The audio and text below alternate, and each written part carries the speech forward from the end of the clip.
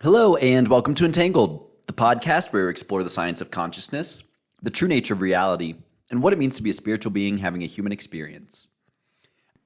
I'm your host, Jordan Eustace, and today I'm joined by my friend, Blaine Rhoden. In this episode, Blaine and I discuss the intersection of cannabis and crypto and what drew him to both products and industries. We then discuss the philosophy of Bitcoin and why Blaine was inspired by the prospects of decentralization. Blaine describes how he learned not to chase price actions of different coins, but rather to develop a thesis on the underlying assets. We next discuss Satoshi Nakamoto's white paper and how it was Satoshi's solution to avoiding another 2008 global financial crisis. This reference point is particularly timely as we publish this episode in May 2023, when regional banks are collapsing on a seemingly weekly basis. We next discuss the idea of stablecoins, hard wallets, and self-custody of crypto assets. From there, we discuss the FTX collapse and speculate on what was actually happening behind the curtains. We then talk about NFTs, the democratization of currency, and Wall Street bets. We compare and contrast the benefits of mining NFTs on Polygon versus Solana. We switch to the user experience and discuss platforms for networking with other crypto enthusiasts, such as Discord, Twitter, and Telegram, as well as exchanges for minting NFTs, such as ExchangeArt and Boombox. We end the conversation theorizing about the future intersection of traditional finance and cryptocurrency. Please note that we will be discussing a number of crypto tokens, and nothing in this episode should be viewed as investment advice. This discussion is for entertainment and philosophical purposes only. Nothing about cryptocurrency is simple. Get over it and start figuring this stuff out. The principles of decentralization, cryptography, elimination of trusted third parties, and currency independence will change the economy forever for the better.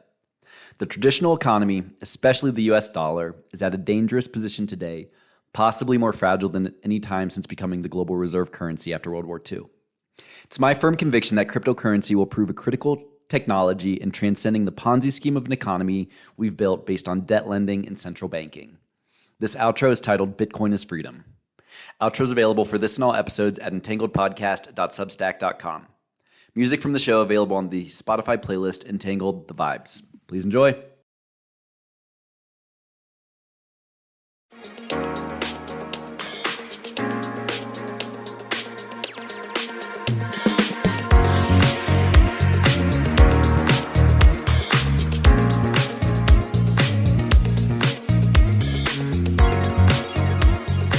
So good evening, everyone, and welcome to the latest episode of Entangled. I'm your host, Jordan Eustace, and today I'm very excited to be joined by my friend, Blaine Rhoden. Blaine, how are you today? I'm doing great, Jordan. Thanks for asking. How are you doing? Doing great, man. It's really excited to have you on the show.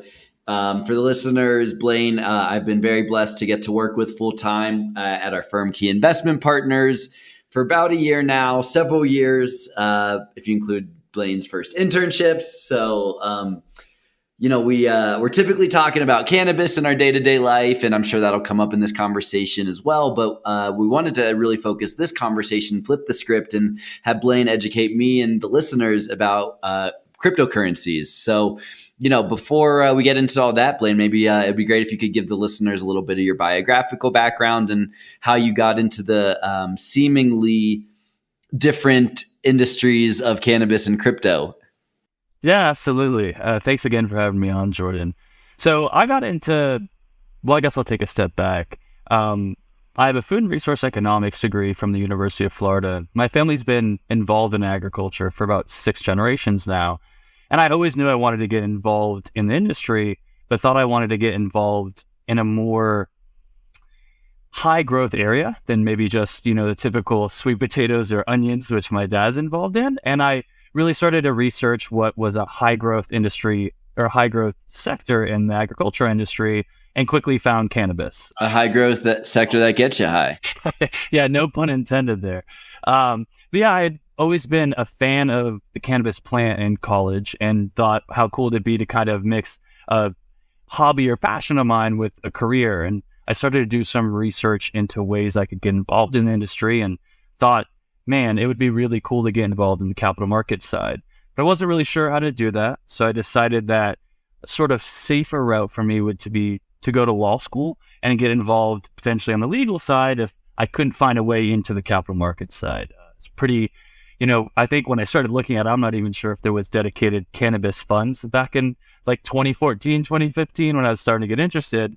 So I did some research on law schools that had cannabis programs that I thought would really allow me to kind of leverage that program and background and get involved in the industry. So I was lucky enough to find the University of Denver, and then again, lucky enough to get a full tuition scholarship to go there. So it really kind of took out the risk of what I saw as, moving away from home and going into an industry that I didn't really know that was still federally illegal, and said, all right, I can give this a shot. Fast forward to my first semester in law school, I quickly realized that I did not want to be a practicing attorney. And then I, again, was drawn to what I thought and still believe is a generational wealth opportunity in the cannabis market. Did some research, found, a handful of firms, and was lucky enough to find Key. And I was really drawn to you guys, one, because of the institutional backgrounds, but two, because of the age of you all. I wasn't really super interested in working for, 60-year-old white men that didn't really know the plant. I was looking for people that understood the plant and were interested in it themselves. And, you guys fit that criteria perfectly. And then I think I did 4 internships with you all through law school before joining full-time, which I think every single one after each one, I was like, man, this is what I want to do. This is what I want to do. This is really what I want to do. So I, made that jump from law school to the private equity side, and, have not looked back since. It's been really great. And it's funny because I think cannabis and crypto have a lot of stuff in common.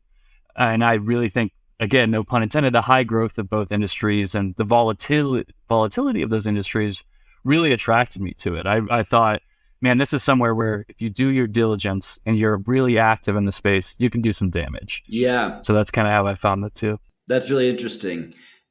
Did you consume growing up, and was that of interest to you, or is it more just you saw how high growth the industry was?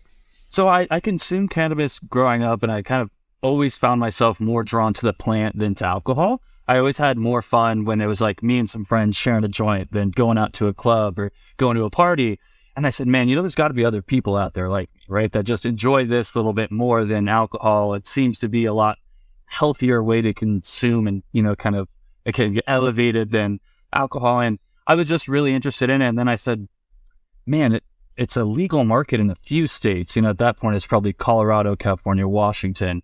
It's like, that's so cool to me that it's legal. And then did some more research on, the drug wars and everything that kind of happened to cannabis. I think I found an article that said at one point, cannabis was the most used substance in pharmaceutical goods.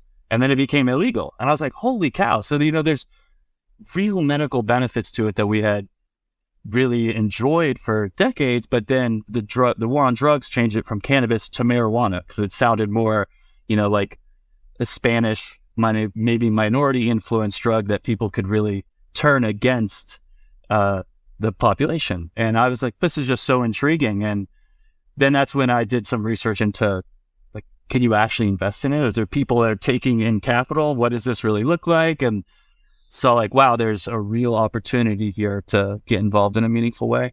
I'm trying to do the math of your age, but you also had a pretty unique perspective of growing up in Colorado, partially at least, for as it had been the first state to legalize. So it's very interesting kind of cultural dynamics, right? That, most folks before you didn't really have. Yeah. So I grew up in Florida, and it was actually really culturally relevant in Florida as well. And I think another thing that drew me to it was I'm from Vero Beach, Florida, which is a really heavily, citrus industry is huge there. But citrus greening was killing all these crops.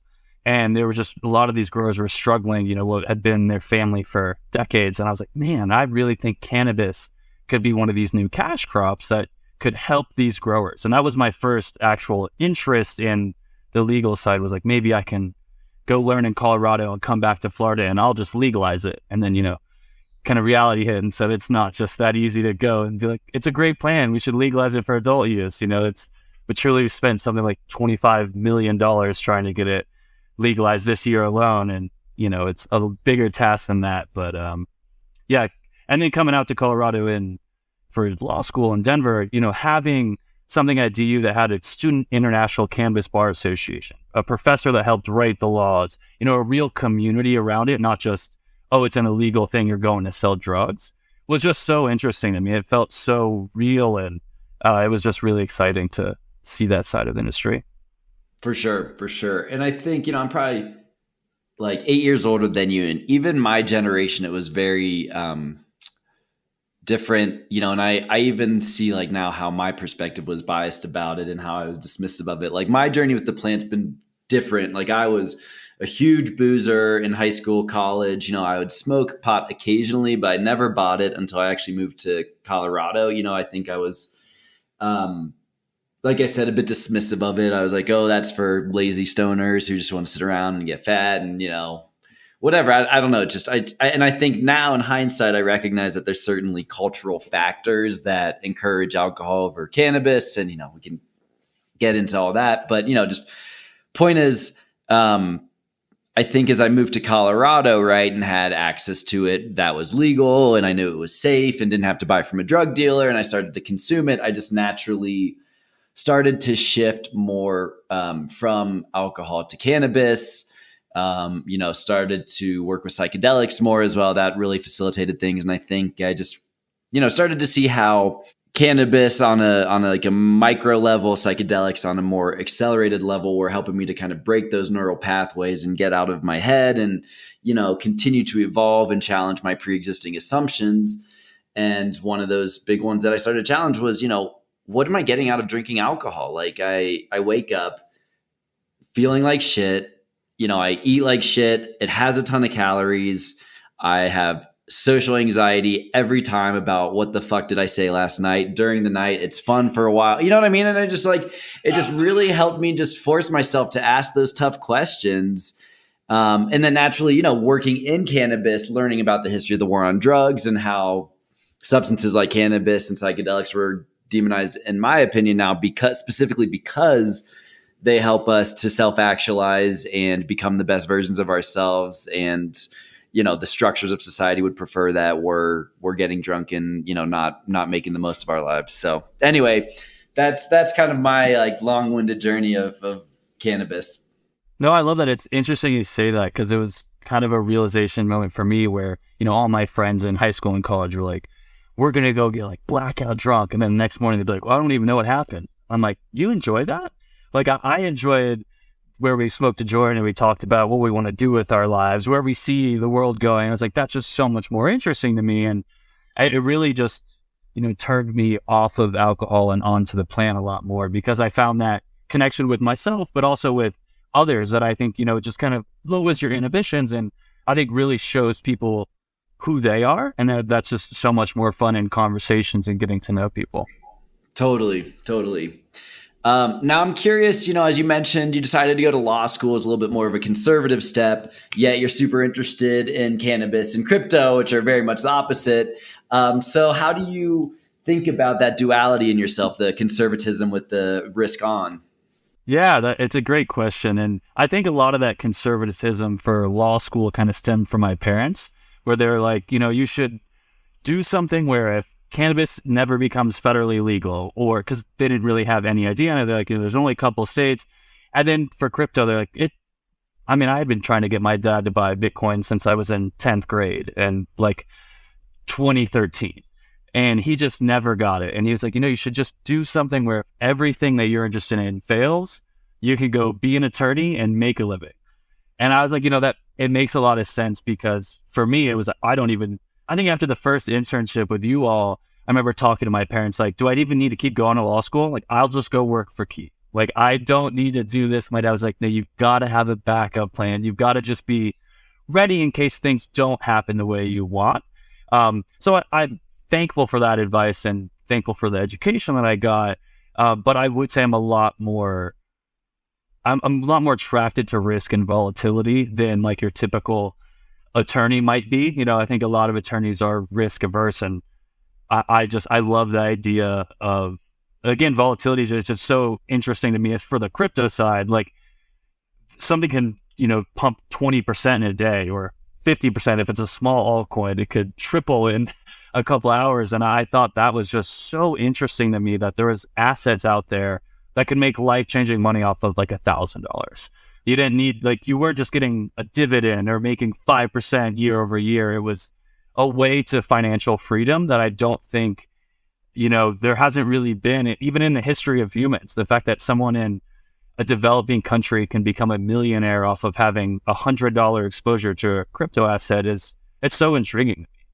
Yeah, man, I fully agree. And there's so much we could unfold there too, but before we get more into crypto stuff, just to kind of round out, the VC side of things.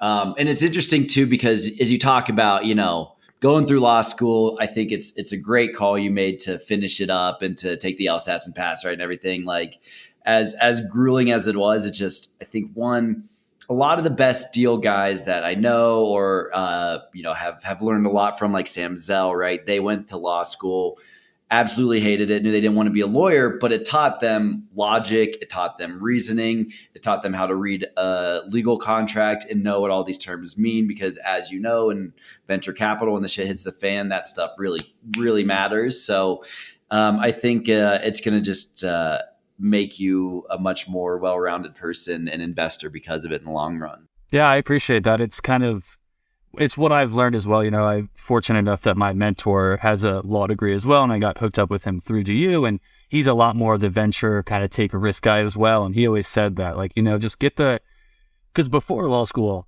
I would just be like, oh, all I see is upside.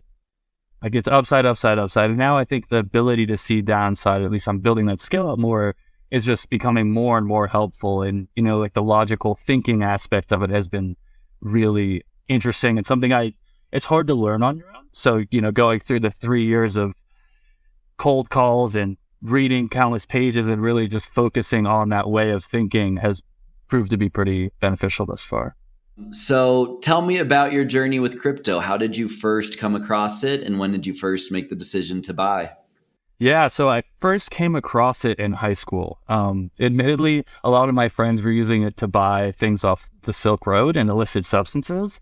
And I was like, that's just crazy. And then I was like, well, just keep an eye on it, because this Bitcoin thing sounds so weird. Like it's nothing that I'm used to at all. This crypto asset that it's all public ledger, but everything you read on the news was it's for scamming people and like funneling money laundering. I was like, that's just don't make sense. Like someone has to be wrong here. So I kind of dove in a little bit further, really tried to get my dad to buy it in, I think, 2013 when I was like a junior in high school. And it's just like, I said, like, just buy $10,000 worth. Like, and, as a kid who's never had a job, like $10,000 was just something you could throw at. And my dad's like, you got to go to college, dude. We're not just throwing $10,000 at it. I was like, just do it. So it's every time we talk about it, my dad, he's like, I wish we just would have thrown $10,000 on it. We would, like, none of us would have to work. And I was like, yeah, it was a great learning experience then. And then I really kind of dove in and started participating myself in college. One of my buddies he had been involved in Bitcoin probably from 2012 or 2013. And he was using it to gamble on Mexican baseball league games. It was really into, kind of the idea behind it as well, right? So he was like, this is just the coolest thing ever. I think he had something like 100 million Doge that he would just like give away to people because it was so early. And it was just this really fun, interesting thing. I was like, man, again, the volatility is crazy. Like I'm sitting in class and my friend just made $5,000. And I was like, holy cow, like this is so cool. And then I started to do some more research into kind of Satoshi and the white paper. And I was like, wow, this is, it's just so different than the traditional financial system.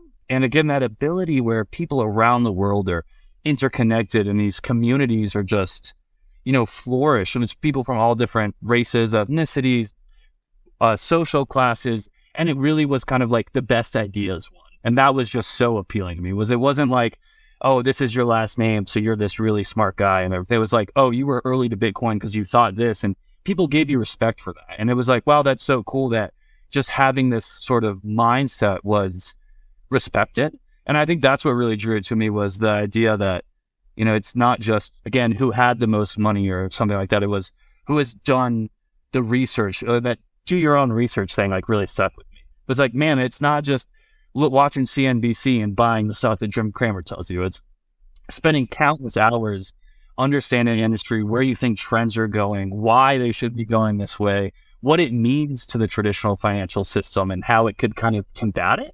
And I thought that was just so interesting. Like the idea that the government didn't have control over Bitcoin. Like, whoa, like that's nobody, it's a decentralized asset. And I mean, really, it's hard to think of any other things that are truly decentralized like Bitcoin is in the world, not even just currency. And I was like, man, there's nothing really else like this. Like, maybe this could be something. And then, I think that was like 2018 and 2019. And then you kind of had like that crash. And I was like, oh, that was it. It was a bubble, right? It's done. And I just kind of held on to some Bitcoin, but didn't really watch it. And then I started to think again when I got to law school, like, all right, let's start diving into the actual, thesis behind this space, not just the price action. And that's when I was like, oh, I started to kind of double down. I think I put every single dollar I had into crypto assets in like 2020, 2021. And I was just like this, again, fortunate enough to have that full tuition scholarship where I wasn't paying for my classes and books and stuff like that. So it's like, I can take the risk. And again, I like risk. So I was like fortunate enough to have what I thought was my downside protected in that case. So I was like, let's do it. Let's just go all the way in and see what happens. And again, kind of didn't sell anything, kind of saw my net worth go up and down like a roller coaster, and decided that was when I needed to start taking a more, not risk averse to it, but understanding risk a little bit more and saying like, shouldn't just be, I was 100% into one asset for like, a couple times, and then 100% into another. And I was like, I was too busy trying to chase the price action rather than really developing a thesis on the space and being a more logical investor. And that's actually what led me to NFTs. It was like, oh, this is another crypto asset class that I can get involved in. And I kind of saw it as like a leverage position on Solana or an Ethereum. And I thought that was pretty cool for someone who had a limited capital stack to kind of get involved that way. And it's additionally kind of coincided with my dog got diagnosed with cancer around that time. And I said, well, I want to pay for chemotherapy. Not going to ask my parents, not going to ask my fiance's parents for it. I've got to make money on my own. And I said, while I'm in law school, I could probably drive for Uber.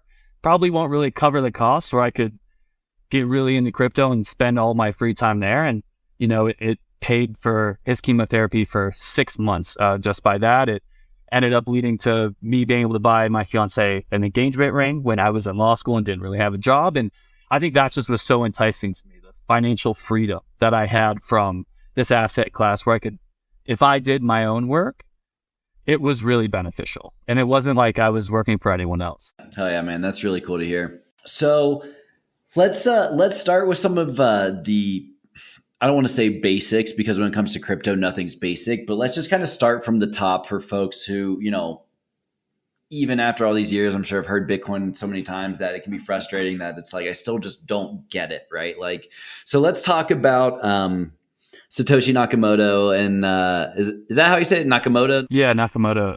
I mean, and it's funny you say that. I feel like I still don't know 100% about Bitcoin or understand it completely. And I feel like I spent a lot of time in it. But I think he, even in like one of the first blocks of Bitcoin, which again, trying to take it back, it's this like blockchain technology, which I wish I could explain it a little bit better, but it's got these blocks that you essentially, he inscribed different things on, and he inscribed some stuff about the financial crash in 2008 and how this was like his attempt to make sure that didn't happen again, or have an asset class that people didn't have exposure to the governments and sort of bad monetary policy and all that stuff. And I thought it was so cool. And to kind of zoom back, there's only ever 21 million Bitcoins, and they're mined by the computer hashes and using all this different computing stuff. And to be honest, I don't have as strong of a background on that as I'd like, but I just found that so interesting that it's like a natural resource, right? Like there's only X amount of Bitcoins ever. And I thought that was a really cool way to understand the value for someone who had no real understanding of the crypto technology from, I don't have any real technological background other than just being interested in it. And that just resonated with me. It's like, oh, it's digital gold, for lack of a better term. And then you just kind of dive in more and see that the use cases, right? The ability to to take funds across borders, which, some people might not think are great, but go to an airport with $50,000 cash, you're going to get stopped. If you go to an airport with a ledger that has your Bitcoin on it, could be $100 million and nobody would ever know. And I thought, again, it's just so interesting that you don't have to have people don't have to know the capital you have or the money. And I, again, think that's kind of what he was going for, was a public ledger that you can see every transaction. So there isn't, I mean, sure, there could be money laundering, but there's money laundering with cash. There's money laundering with every asset. And having a public ledger where if you really want to dive into it and see the transactions, you can. And that was so cool to me. So, I couldn't agree more with everything you're saying. And, Blaine, I think, as you well know, I have some pretty controversial opinions about most things. So I hope you're okay with me saying some stuff on this episode. Absolutely. Okay. Because, one of the things that I've come to recognize is, like, philosophically, when I first came across Bitcoin and I had friends who were, took the time to explain it all to me. And like, I understood it and I started to get a little involved, definitely not nearly all the way in like you had gone, but I always believed in like the philosophy of it, why it mattered, why it was important for, folks who are the most disadvantaged by the current system, right? And you talk about things like remittances, which we can touch on, but point is that, I appreciated that so much about it. And the more that I have learned about crypto, the more I've gone back to Satoshi's white paper, the more I've learned about the structure of the existing financial system, the more it's miraculous. Like, I don't know how else to put it. It's literally a miracle what was written, and not just what was written, but then what was actualized and what is actually here. It's like, and it's why you see these people panicking now, right? And they're trying to put more controls on it, right? People like Elizabeth Warren, who is either willfully ignorant of fiscal policy or is much more likely just in the pockets of the people who control the existing economic system, et cetera, et cetera. And the reason I say all this is, you look at what is the dominant currency today, right? It's the US dollar. And there's a bit of a culture in the US, right? And it's very intentionally been built this way, where the dollar is the best, it'll be the best forever, blah, blah, blah, blah, blah, right? And that is a very arrogant mentality that comes with us being the global reserve currency, a phenomenon which, by the way, has never lasted for maybe more than 150 years or so. And look, the trajectory we're going, look at what the BRICS just did, right? Like, that in of itself is not a defensible position. But what's even worse is when you start to peel back who controls the Federal Reserve, right? Which is neither federal, meaning it's not owned by the government. They have no reserves. They used to be backed 10% on the dollar by gold, which in and of itself is ridiculous. Then they decided to take that away altogether. So not only that, it's, like I said, not owned by the government. It does not hold anything in reserves. It is in fact owned by a cartel of private banking families, always has been since it was created in 1913. This same cartel has been on every side of the equation in terms of printing additional capital, in terms of buying assets from other huge corporations, which they also control, in terms of being on both sides of every military conflict, et cetera, et cetera, et cetera. So when we talk about Bitcoin as freedom, right, and people who don't necessarily understand the philosophy of Bitcoin or still haven't gotten there on it can think that sounds like hyperbole or even just nonsense. But I think more so than anything, as the economic conditions worsen and we get closer to another geopolitical conflict, having the ability to avoid a hyperinflationary cycle, to have access to other currencies, to be able, as Blaine said, to transact anonymously, to be able to move large sums out of countries, not because you're a criminal, but because your government is perhaps criminal, right? These things only increase in importance. And one of the other things, and then I'll get off my soapbox, Blaine, and pass the mic back to you. But one of the other things that I've come to love about crypto is not just, when I say Bitcoin is freedom, like, I'm not saying just Bitcoin, right? That is obviously the first use case that started the whole movement. But the philosophy, the decentralized nature of crypto, the fact that you can have set numbers, right, to avoid Federal Reserves from printing infinite amounts of cash so that they erode the wealth of all the individuals, right? All those same principles apply to other cryptocurrencies, right? And so not only does Bitcoin itself decentralize you from the corrupting influence of cartels, but it also opens up the possibility that if people lose conviction in Bitcoin or in Ethereum or Doge, you have infinite other currencies from which you can choose from, right? So again, it changes the whole dynamics from the current existing structure where the cartel not only owns the dollar, they own the euro, they own the gold, right? Now you completely change the structure of currency, and they can never get that control back. And that's why they're panicking.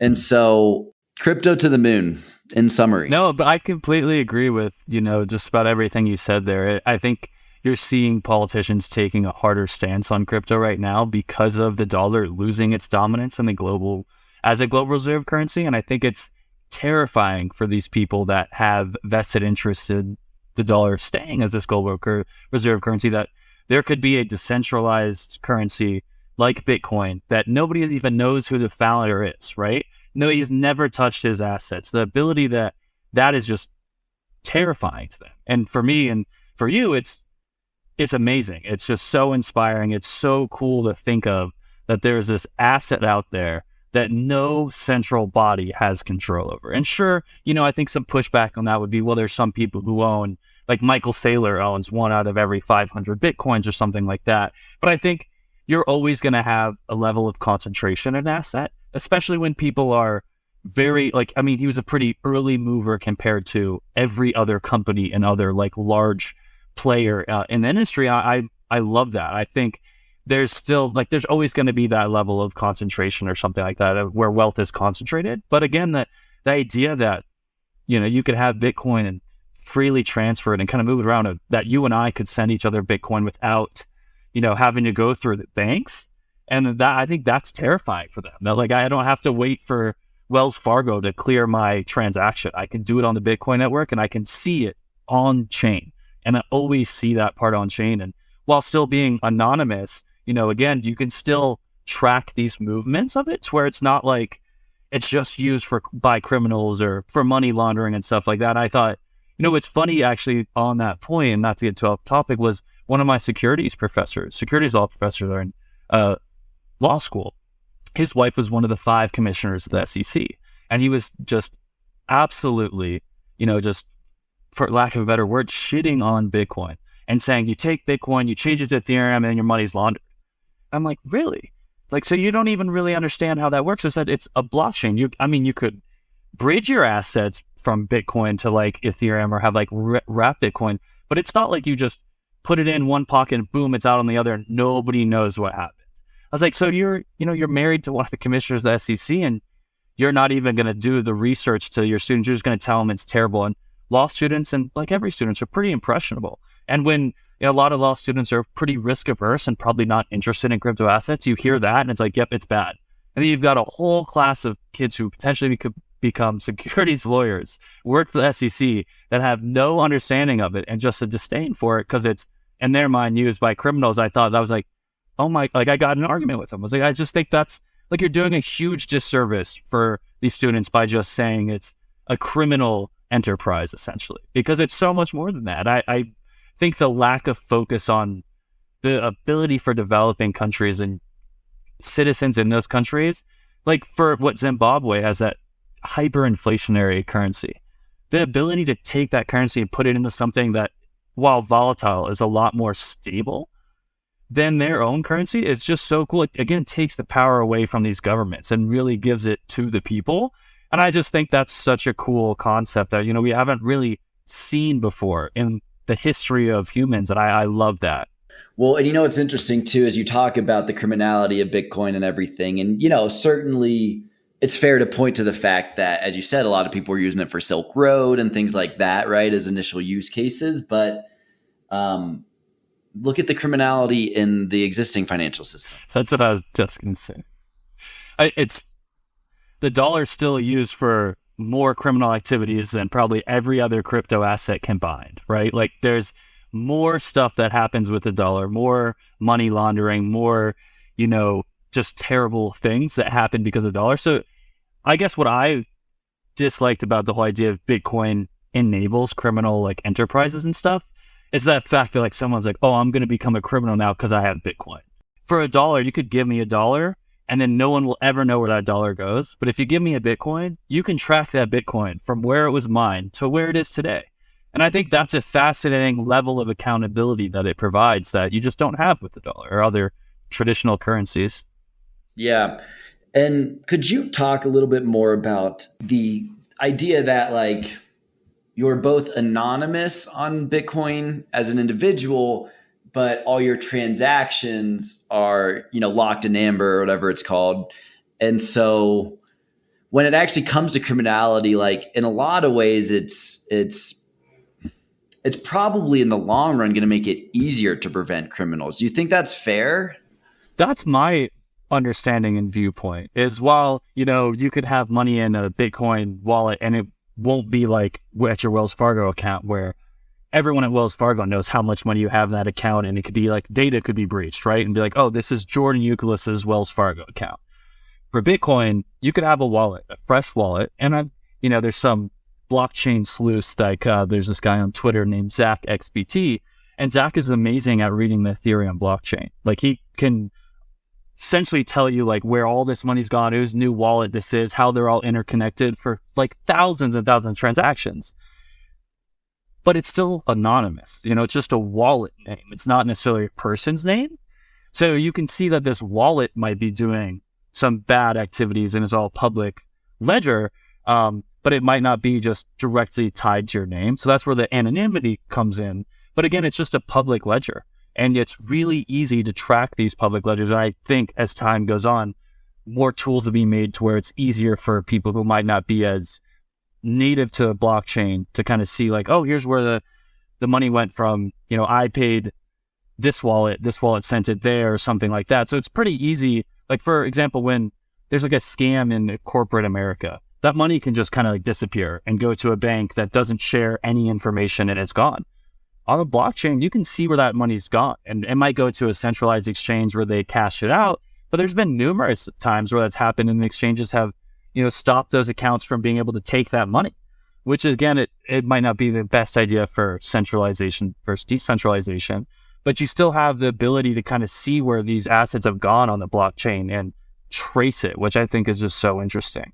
Yeah, because then you would think theoretically, like say, because you're still gonna have, I have to imagine AML KYC policies, right? Like, all right, we don't want to be accepting any cryptos from known felons or whatever you call it. Yeah. So I would imagine that there's probably a way you as a company or call it, whatever it is, like you could say, hey, I will not accept any coins that have been attached, since this hash. Is that fair to say? Yeah, I believe that's like my understanding of that's pretty fair to say. But I think the real interesting part of that is it's not like the federal government, right, can freeze your bank account. They did that in Canada recently. Justin Trudeau, I don't know if you saw that. Do you know what I'm talking about? I think that they limit access and centralized exchanges. But I'm talking if you have Bitcoin on the ledger, it's your ledger, and you can use that as you want. I mean, you could use a VPN and other things to kind of get around some geo fencing and stuff like that. But it's not like they can take it from your ledger. Like there's just that's no way that they can do that, but they can take it from your bank account. And I think that's just like a pretty big distinction between the two of the ability to have self-custody over your assets and be sure that those are your assets, that nobody can touch them. That's really interesting. Because I think with centralized exchanges is where that's actually kind of a bottleneck for the crypto industry right now, is you have places like Coinbase and Binance that are subject to US regulators and they have to comply. And when you have, and like FTX, when you have assets on an exchange and the exchange goes under, you lose those assets. And that's like a pretty big deal. So until you can transact with cryptocurrency for everyday goods, you're always going to have these on-ramps and off-ramps that are sort of bottlenecks. But you're seeing even today, like more and more places are accepting cryptocurrency. Solana has like Solana Pay where it's instant transactions and stuff like that, I think and that's why I like stable coins as well, because it takes out the volatility, right? Everyone's like, I don't want to buy a coffee for a Bitcoin today and then Bitcoin be worth 20%, 100% more, and you've kind of lost out on it, or it's gone down and the business has lost money that they need to operate. What are stable coins?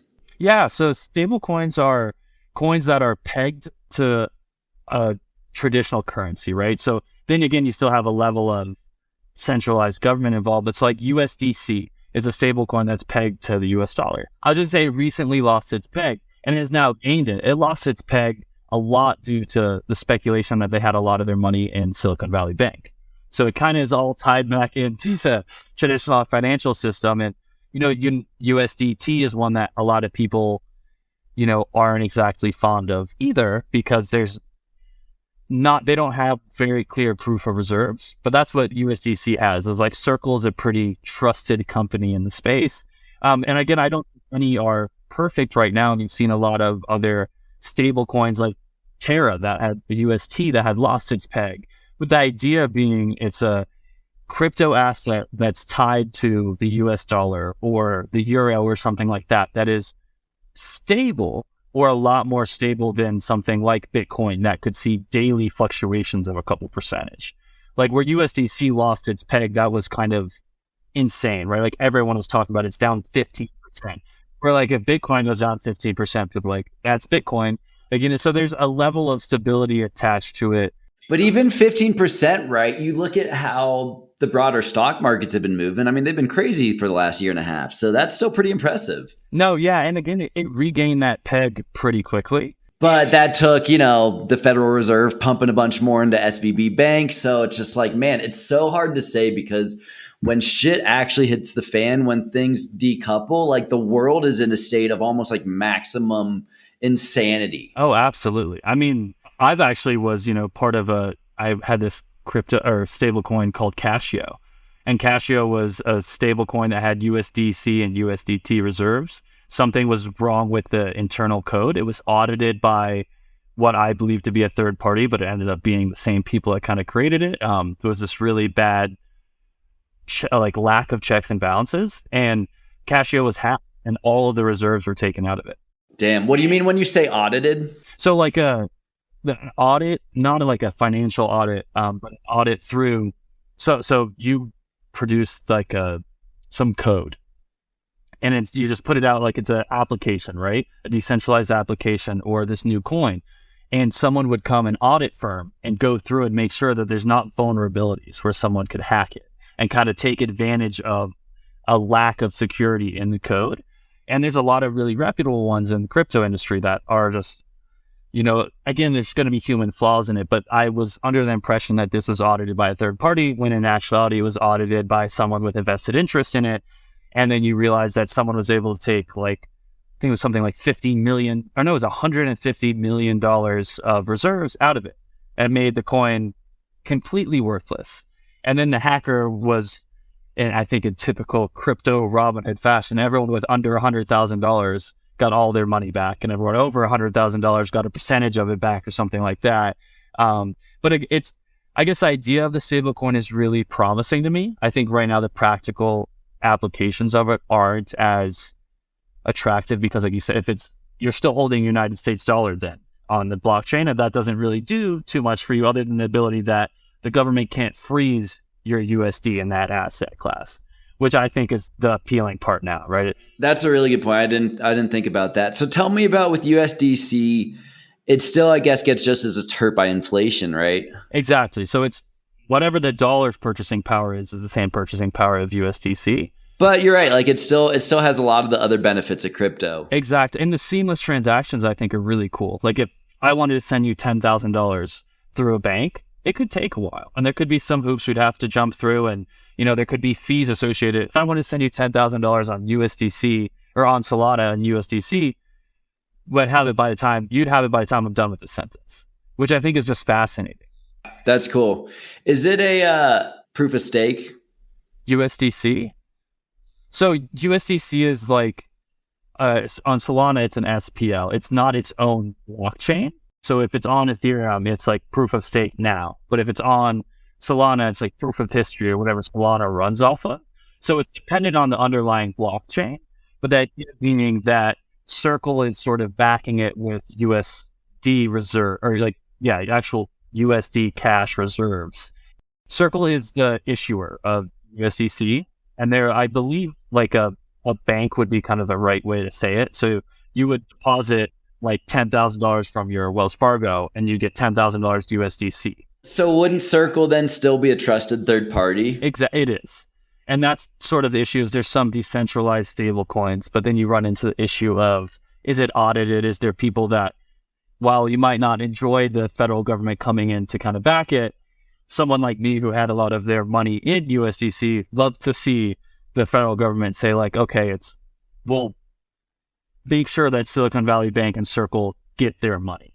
And like, so that it's a level of security. It's kind of a push and pull, right? I'd love it to be fully decentralized. There's no perfect crypto and, people have competing different, priorities. But I think that's, again, why it's amazing that we can have infinite options. It's going to be, to your point, a push and pull process. There's going to be these on ramps and off ramps and cycles and regulators that come cracking down and, stuff like that. But, in the overall trend, I mean, it's just incredibly democratizing. It is. And it's such a crazy concept to me when you really look at it and just the scope of how currency has been used throughout human history. There's always been this sort of like centralized government that could do whatever they wanted, right? I mean, even in the US, didn't they, if I remember correctly, like took everyone's gold that wasn't like jewelry and stuff like that when they were moving to a gold reserve back in history. And like just the ability that a government could come in and say like, we need gold or we need the United States dollar, stuff like that is just kind of scary. Where with, again, you've got it on your ledger, and that's something that we haven't really touched on, but self-custodying your assets on a ledger or hard wallet is, so I think that's a must for anyone that's involved in crypto is having a hard wallet. Do you explain what those terms mean? Yeah, so if you have your capital, say in your cryptocurrency on Coinbase, right? That's out of like a hot wallet that Coinbase controls. And whether or not you like it, for example, when FTX went under, I had $1,000 on FTX. FTX goes under. Now I am somewhat in the bankruptcy proceeding, hoping that they have enough capital to kind of pay me back. Whereas the other capital I had or other crypto assets was on my ledger, which is a hard wallet that's only controlled by me. And it's essentially, think of it as like a USB drive that I have to put in my seed phrase and my PIN before it can ever have the assets leave it. Then you're self-custodying those assets and it's up to you. And, that's some of those people, you hear those like kind of horror stories where they lost their Bitcoin on their hard drive and it was just gone forever. And while that does stink, it adds a level of responsibility to people. That's what terrifies me, just given my disorganization and it's just not a good mix. It's a terrifying concept. I think like the first time I ever had any real money on a ledger, to be honest, it was what I think was like 0.2 Bitcoin. I lost for 4 years. I couldn't find it. I ended up finding it and it was like unbelievable. And then I've, started to have a little bit more of a organized process of where I have a safe that I put it in all the time and that I always keep it there. I have multiple backup copies of my seed phrase. So something that Ledger does, Ledger's a company that sells these hard wallets, is if you lose the physical... Yeah. Got mine, still got to set it up. Thanks for the recommendation. So if you lose that ledger, the physical ledger, but you have your seed phrase, you can buy a new ledger and put that seed phrase in and it repopulates with your assets. So that's another thing is your seed phrase. That's really cool. I didn't know that. Yeah. So your seed phrase is just as important, if not more important, definitely more important than the physical ledger itself. So like if you were to lose your ledger and I found it, I wouldn't be able to access it because I wouldn't have the seed phrase and I wouldn't have the, whatever is a 6 or 8 digit PIN that you would create because the ledger gives you different options. And then when I got my new ledger, the assets would all transfer onto that anyway, yep. Right? So by that time, if you got into it with the seed phrase somehow, doesn't matter. Yep, exactly. Because you ideally, right, you'd have it. You'd probably get like 2 ledgers and have one to download your new one, like that is completely unassociated to the lost seed phrase or anything like that. And then you'd import your old one with the seed phrase and transfer your assets over. because again, like anyone who has your seed phrase to a wallet has control of your assets. So that's why people say so I should not keep my seed phrase in the same place as my wallet is what you're telling me. Yeah, and you shouldn't take a picture of it, right? And like save it on your phone or save it to your iCloud or something like that. Because if you have it on iCloud and iCloud gets hacked and that hacker sees your seed phrase, they have access to your assets now. Self-custody is a scary thing. No, it's really smart though. I get it. That's really smart. So then do you just have yours memorized, your seed phrase? I don't. I think a lot of people do. I'm too worried that, if I forgot something like that, I wouldn't have access to it. I keep my seed phrase in like one safe and I keep my ledger in another area. And that way, again, so even if someone picked up my ledger right now, they just wouldn't even be able to access it because I've got 8-digit code that they have to enter before they can even, see anything other than it just says enter your code. So it's a great solution to centralized exchanges and stuff. And I really moved all of my assets over after that FTX crash because I was under the impression, that FTX was super safe and that it was a centralized exchange that had all these checks and balances. It was one of a really large company. And then you see like, oh, there's people who are not great people in this world and will exploit this lack of checks and balances. And that's why I think self-custody really comes into you write your own destiny with that and it's your own assets. And it's an empowering thing to think that like only I have access to my assets. Nobody else in the world does. And I can there's free flow of, movement of your person, of being able to, even if you don't have your ledger, you could just get a new one. Like that's really cool. So you brought up FTX and I've got some strong opinions about that situation. But before that, would you explain what is FTX and what happened there? Yeah, absolutely. So FTX was a centralized exchange where it's essentially an on-ramp and off-ramp for crypto assets where you could hook up your Wells Fargo account and say, I'm going to transfer $500 from Wells Fargo to my FTX account. And then I could buy crypto assets from it. I could trade on the platform. I could then use it to, send it to my ledger myself. Because again, there's really the only way to get money into the crypto ecosystem right now is through these centralized exchanges. Like you can't just put $500 and maybe like the Bitcoin ATMs are a little bit of a differentiation on that where you can kind of go with a credit card and go to an ATM and a Bitcoin that way. But for the mass majority of people, right, you've got to use these centralized exchanges. And FTX was highly revered in the crypto community.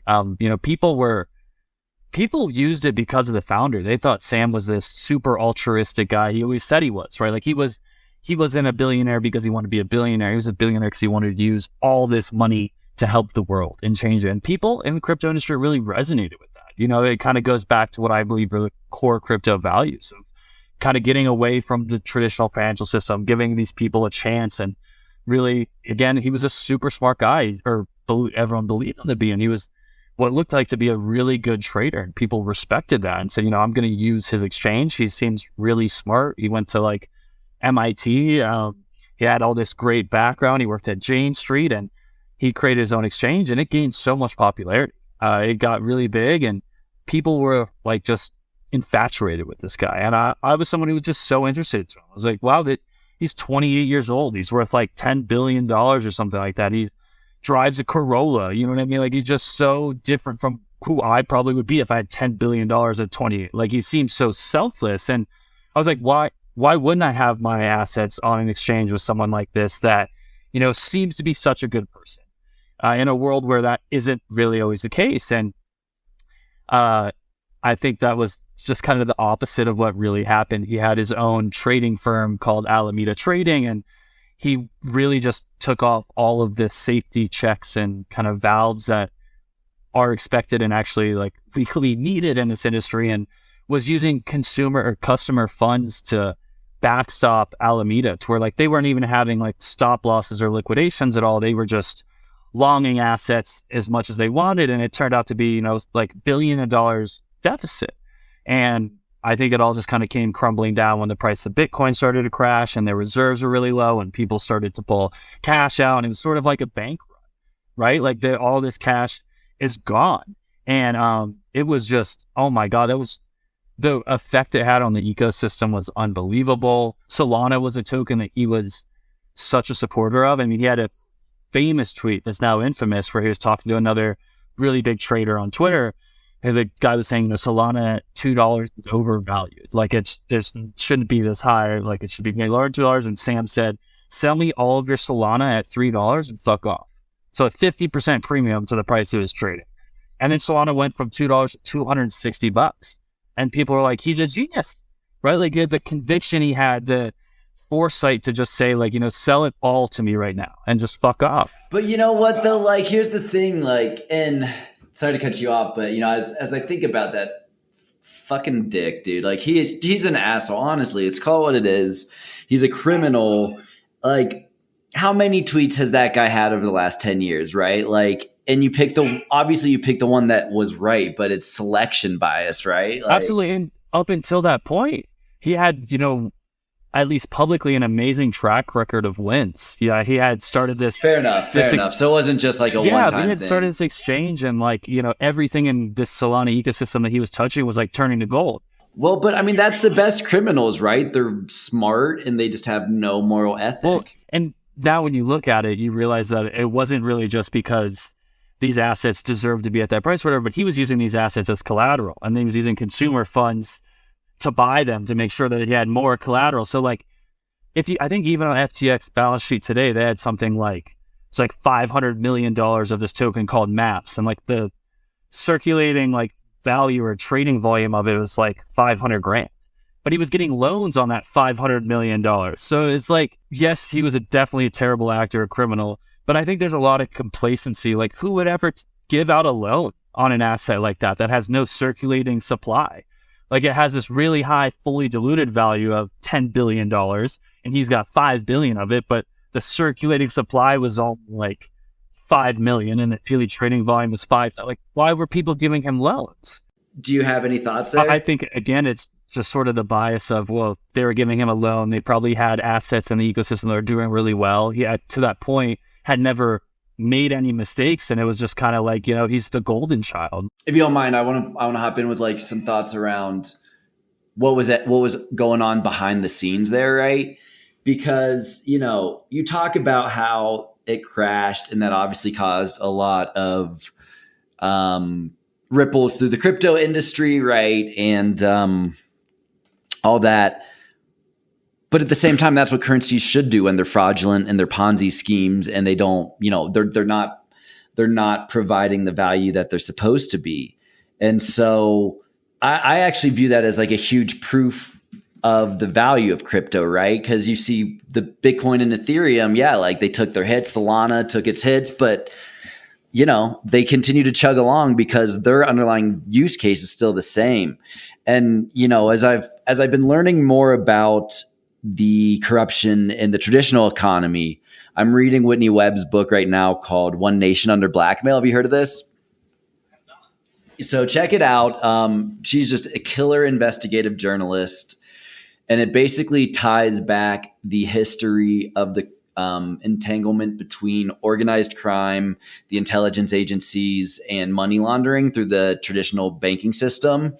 And yeah, exactly. And like using all these different offshore accounts, and Jeffrey Epstein's all tied into it, of course, so it gets really, really deep. But anyway, point is, when I look at what happened to Sam Bankman-Fried, is that how you say it? Yeah. Yeah. When I look at what happened to Sam Bankman-Fried and who the early backers were, to me, what it looks like is he was a criminal from the get-go. His parents were tied in somehow with the World Economic Forum and whoever their, high financiered buddies of the day are. Those guys came together to prop up FTX to make it look legitimate. That convinced investors, like, was it like Sequoia, right? And I think it was like a lot of big VC funds. Yeah, exactly. Yeah. So like, I think that kind of artificial momentum convinced a lot of these big VCs to throw money at them because good deals go fast and they don't have time to do real diligence. And then what it was being used for was to launder money from Ukrainian aid back into the pockets of our politicians. Like, there's a reason Sam Bankman-Fried was the second largest donor to the Democratic Party and one of the largest to the Republicans. Yeah, I was just gonna point on that. I actually think, sort of if I put on my tinfoil hat, for lack of a better term, you're on the right place for that, my friend. I could see a lot of the backing being, when he started FTX, crypto was having a lot of momentum. And I think if politicians in the World Economic Forum saw that momentum, what better way to try and halt an industry by having one of the largest players be a corrupt criminal, right? Well, I mean, people to this day, Bitcoin to scam. And then it goes, oh my God, the second largest exchange or something like that lost $8 billion of customer funds. It's all a scam. And it's really hard for someone who's not interested in it or might not be versed in the subject to see past that. Especially when you have politicians like Elizabeth Warren who have such a platform and a stage that, like you said, are either willfully ignorant or very, in the know and are doing things purposely. So it's just, I think there's all those elements. And Sam's parents are Stanford law professors who have worked with Gary Gensler, who had worked with Carolyn Ellison's dad, who ran Alameda. And I mean, it just was this unbelievable web that is really hard to deny some level of involvement between them and at higher powers, because I mean, you can't, I mean, maybe you could, and it's just all a coincidence, but man, there's so many things that add up and kind of point to those conclusions, in my opinion. Yep. No, I totally agree, man. And you also talk about, Elizabeth Warren having her platform. You said something else about how Sam had been presented by the media as this super altruistic guy, blah, blah, blah, blah, blah. Meanwhile, putting my tinfoil hat back on as well, you look at the entanglement between organized crime, human trafficking, and the corporations that control all of the media, right? Like the entanglement of them all is so insane, but it's just being able to control the narrative and what is presented to the version of reality, right, that is presented to the American public is such a powerful tool. I mean, there's a reason why propaganda was so instrumental in the Nazis' ability to dominate tyranny. Absolutely. And I think it's something that goes back to kind of the public ledger aspect of the blockchain, right? It's really hard to kind of do some of these deals where you could pay people that are higher up in governments and line these people's pockets if you can go on the Bitcoin blockchain or Ethereum and kind of see it. But for cash, it's pretty easy to do. And if the entire world is against Bitcoin, then it's easier to continue your motives. But if the dollar loses its power and you can't really use this currency to kind of pay people anymore, they have to use a public ledger, man, it's a lot harder to kind of bribe politicians, again, for lack of a better term, with something that's public ledger than something that like gold or cash that can move or disappear and burn in a fire, something like that. I mean, it's crazy to think of that. It's crazy, man. It's really revolutionary. I think it is. And I think at times, again, like even now, where you have the, potential bank failures, hyperinflation, the dollar's losing its dominance, it goes back to why Satoshi created Bitcoin. And it's, the older I get, the more compelling it is to have this sort of asset that is unencumbered by political organizations and potentially corrupt centralized groups. And I think it's such a, if you were in their shoes, it'd be terrifying, right? That there's some random internet, magic internet money that could just completely destroy this traditional financial system that has so much power. Sorry, Mr. Rothschild. It's going away. Yeah, it's a fascinating topic. It is, man. So let's talk about NFTs. Yeah, so, NFTs are, again, it's another crypto asset. If to kind of distill things down to the very basics, a lot of times NFTs will be JPEGs or other images inscribed on the blockchain, and they're non-fungible tokens. So with Bitcoin, it's a fungible token, right? Every Bitcoin has the same attributes, the same value, the same kind of ability to be transacted, where non-fungible tokens they're all different, right? So for NFT collection of 10,000 NFTs, each one might be valued differently because of the attributes they have or something like that. And kind of the community decides those, but it's another asset class. And I find it very interesting because it adds a level of community and social involvement that I don't think Bitcoin or some of these other just coins have, right? So, there's people like, I don't have it with, there's like, one of the projects I'm involved in is like, they're called Eustace, and they're on Polygon or Matic. And right now they're in NFT NYC up in New York City. And there's like this massive community where they're like going around. They've got parties at all these hotels. They've got all these events going on. And while Bitcoin has those events, it seems to be that people of my generation and maybe a little bit younger kind of connect to these like digital avatars, for lack of a better term, that, kind of represent who you are. You can go buy one that, like, I like to wear hoodies, right? So I could buy an NFT where the character, whatever the animal, the person, whatever the image of, that wears hoodies. And that resonates with me more than one that might not. And I think that's such an interesting aspect of people. Then you see place value. Like, some of these NFTs can sell for 20 times what the quote unquote floor or the cheapest NFTs sell for, when in reality, they are all just one non-fungible token of the same project. And I think that's a pretty interesting, it's kind of like a baseball card where like it's the same pack of Topps cards, but one might be Michael Jordan rookie card. And that's worth way more than the random Charles Barkley card from, his 5th year in the NBA or something like that. So it's like a digital collectible. It's cool, man. It's like, it's such a game changer from fungible cryptocurrencies as well, that like there's just so many different opportunities to take it. It just like I think it's going to empower people to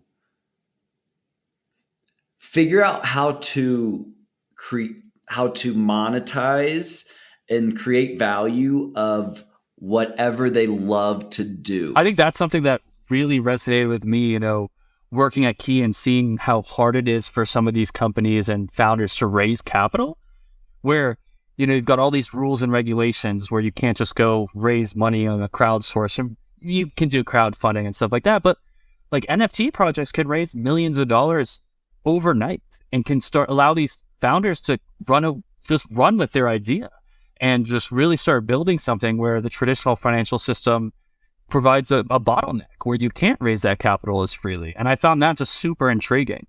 I love that. Yeah.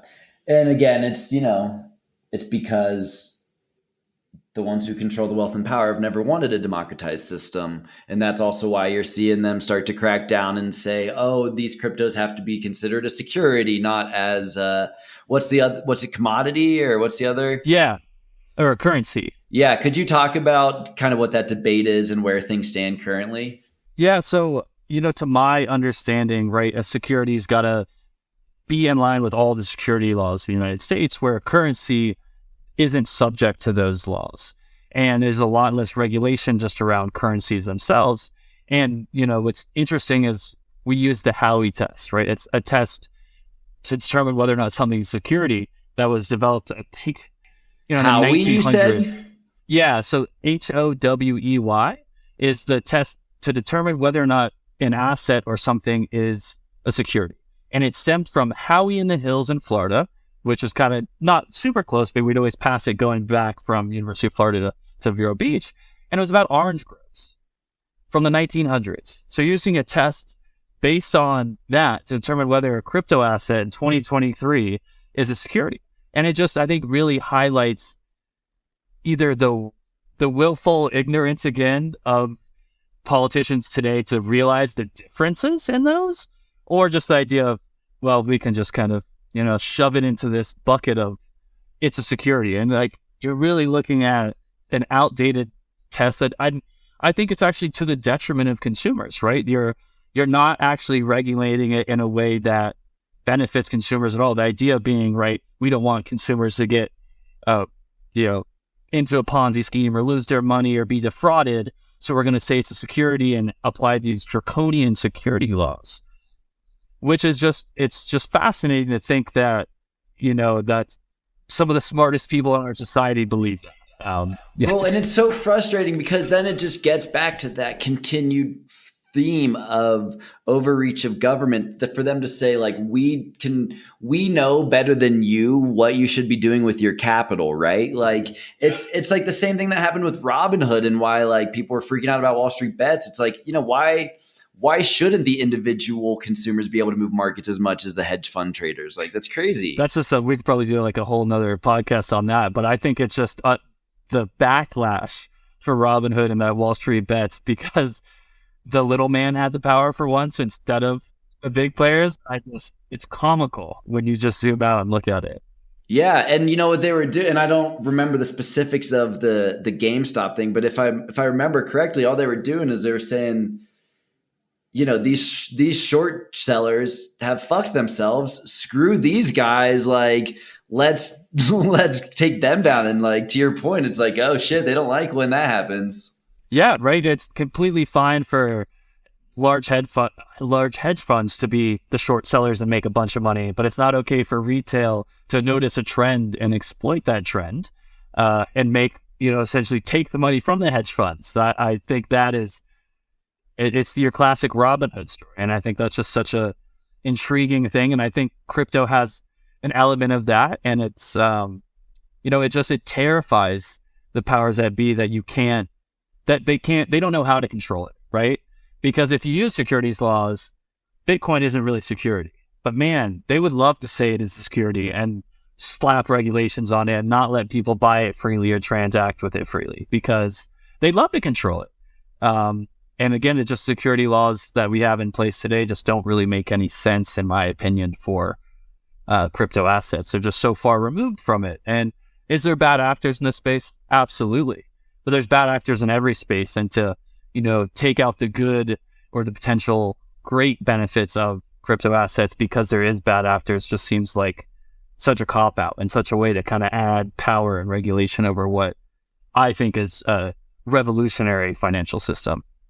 And so, let's talk NFTs some more.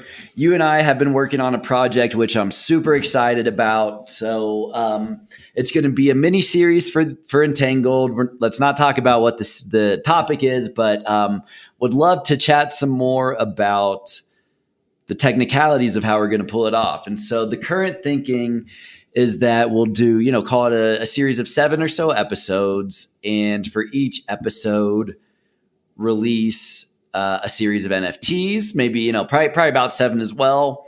And then also alongside those NFTs have physical art that like artists that, I'm friends with. My sister's probably going to participate and stuff. And that's what the digital copy of the NFT will be like, right? So when we were talking in Hawaii, we were having a really good debate about whether to do the launch on Matic versus Solana, or Solana with an A. And I think where you were recommending me, and I definitely shook out afterwards, was Solana. And I'm curious, is that still your recommendation? And let's start with that discussion. Yeah. So, I admittedly am a little biased. Solana is where I have made all of my friends and really been involved in the community. Can we talk about what is Solana and what is Matic first?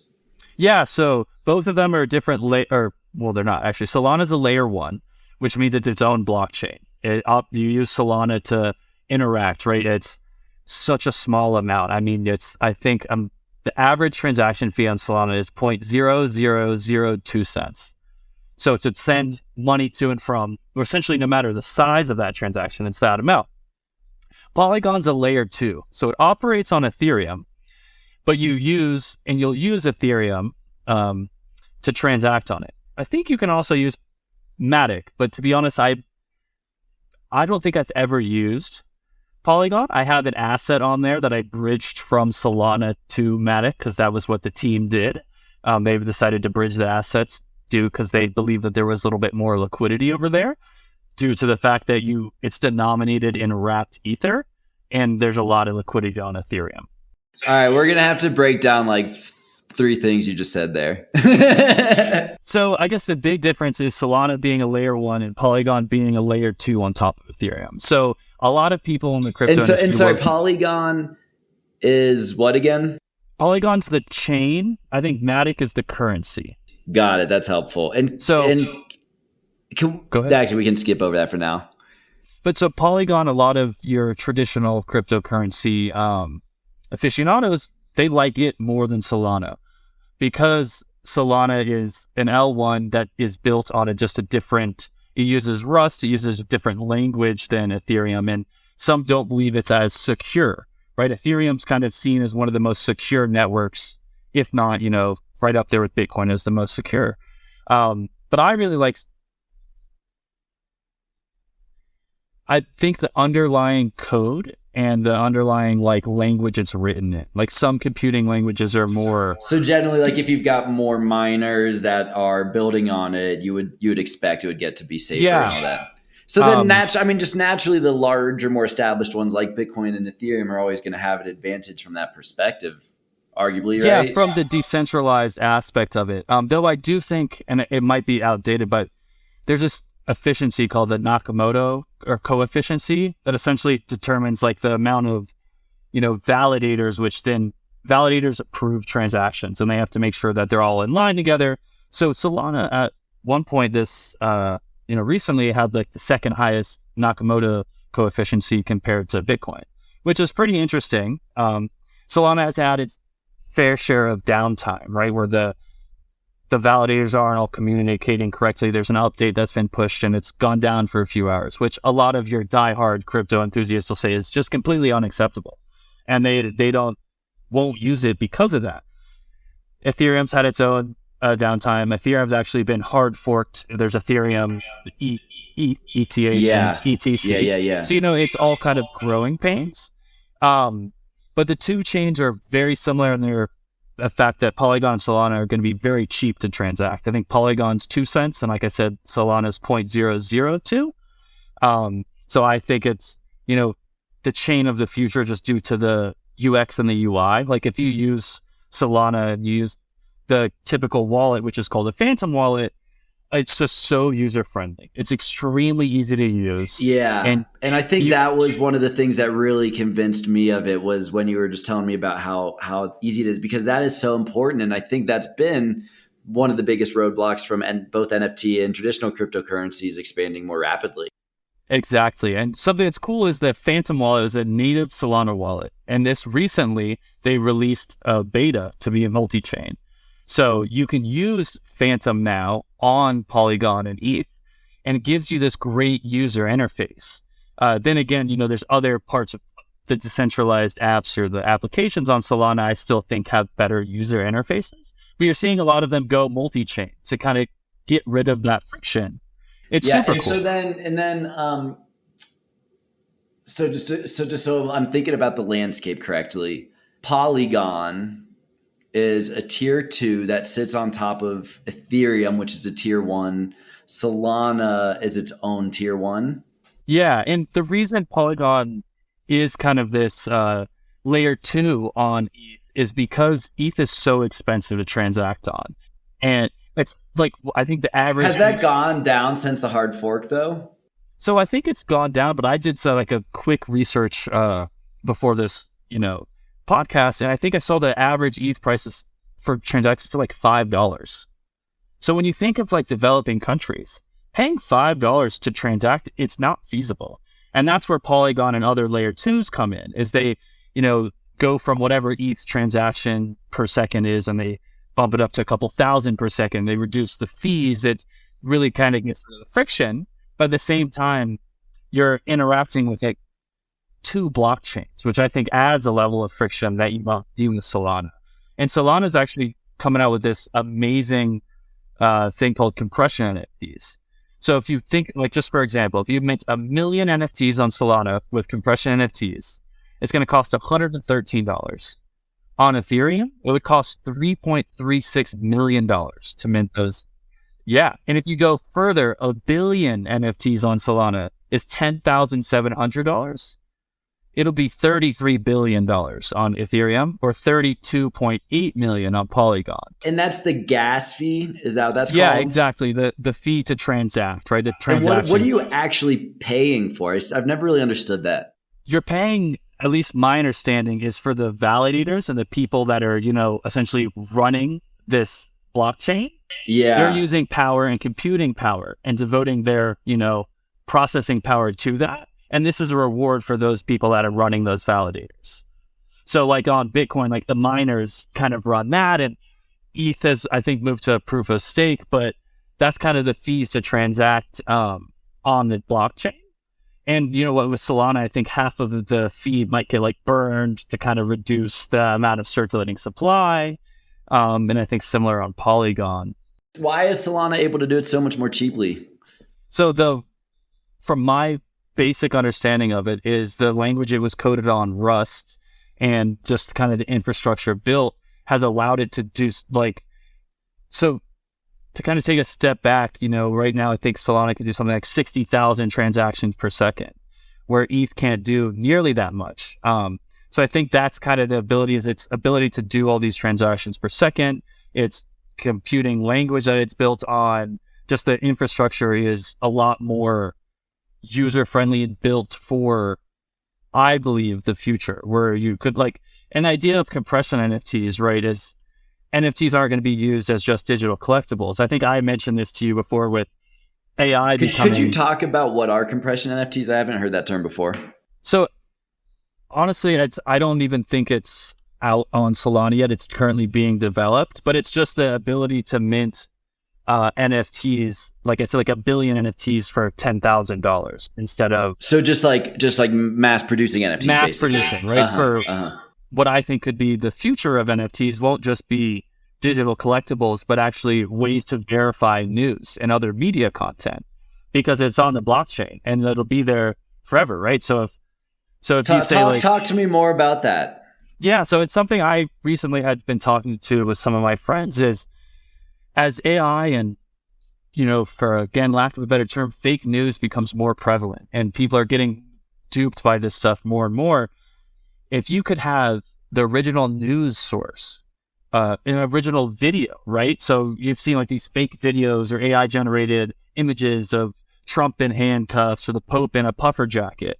If you could have these original images minted on the blockchain, then you have a verifiable source of what is real and what isn't.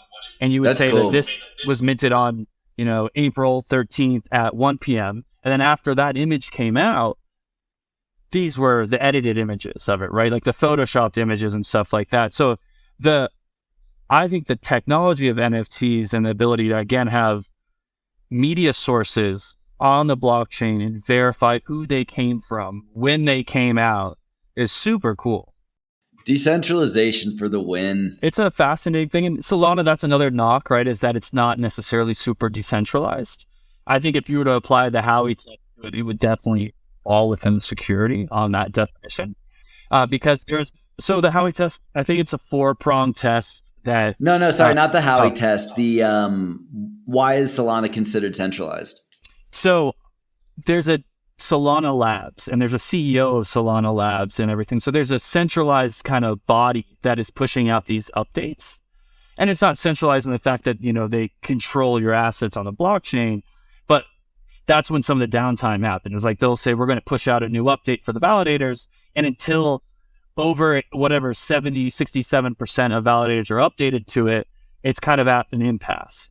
And you still have this level of centralization that I think you don't have with Bitcoin, right? There's nobody saying this Inc. is what happens. You said is the name of Solana Labs. Do they how much ownership of the asset do they have? So they were the ones that created the blockchain and the asset itself. So I'm not sure of their holdings specifically, but I would imagine it would be, like a massive amount, right? They're the ones that... You think over 50%? I don't know. But what's interesting is it doesn't really matter. That would scare me, honestly, more than them controlling the and like is the code all open sourced? That's a great question. I think Solana's code is open source. I think a lot of the apps on Solana are open source as well. I would have to imagine it would be. Yeah. Right? I'd be surprised if it would have caught as much traction as it had if it did. Maybe not. But I mean, because to me, like, if you can diversify the code, one, I think that's very important for sure. And then also the asset control, then I'm less concerned them having, the I guess the dev control or whatever you want to call it. Because I do think, especially in the early days, like you talk about, right, there's no perfect way to do this. Everyone's just kind of trying to figure it out. And so there certainly are elements or benefits rather, to having at least like that centralized entity building the thing. Yeah. So what's interesting is, even if they own, say 70% of all Solana, it doesn't mean that they own 70% of the validators that are approving the transactions on the blockchain. And that's the important part. And that's where that Nakamoto coefficient comes in.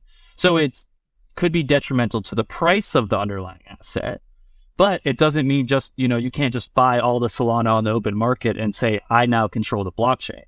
You control the price of that asset just due to, supply and demand, and you could create sell pressure, but you're not able to say, Blaine's assets are no longer this, they're this. You don't have that ability at all. You don't have the ability to force transactions through or anything like that.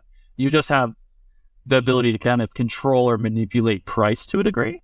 And again, that's, But isn't that in a way the same thing, right?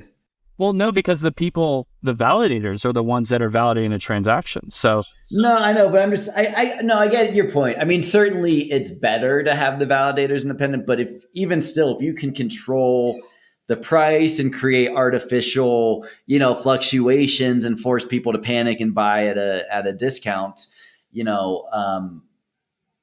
arguably it's just as effective of controlling, the dev itself too, or the validation rather. I think I'd push back a little there because you don't need Solana, right? Like I think one Solana could last you like years, right? So you don't need to have this massive amount of SOL to use the network at all.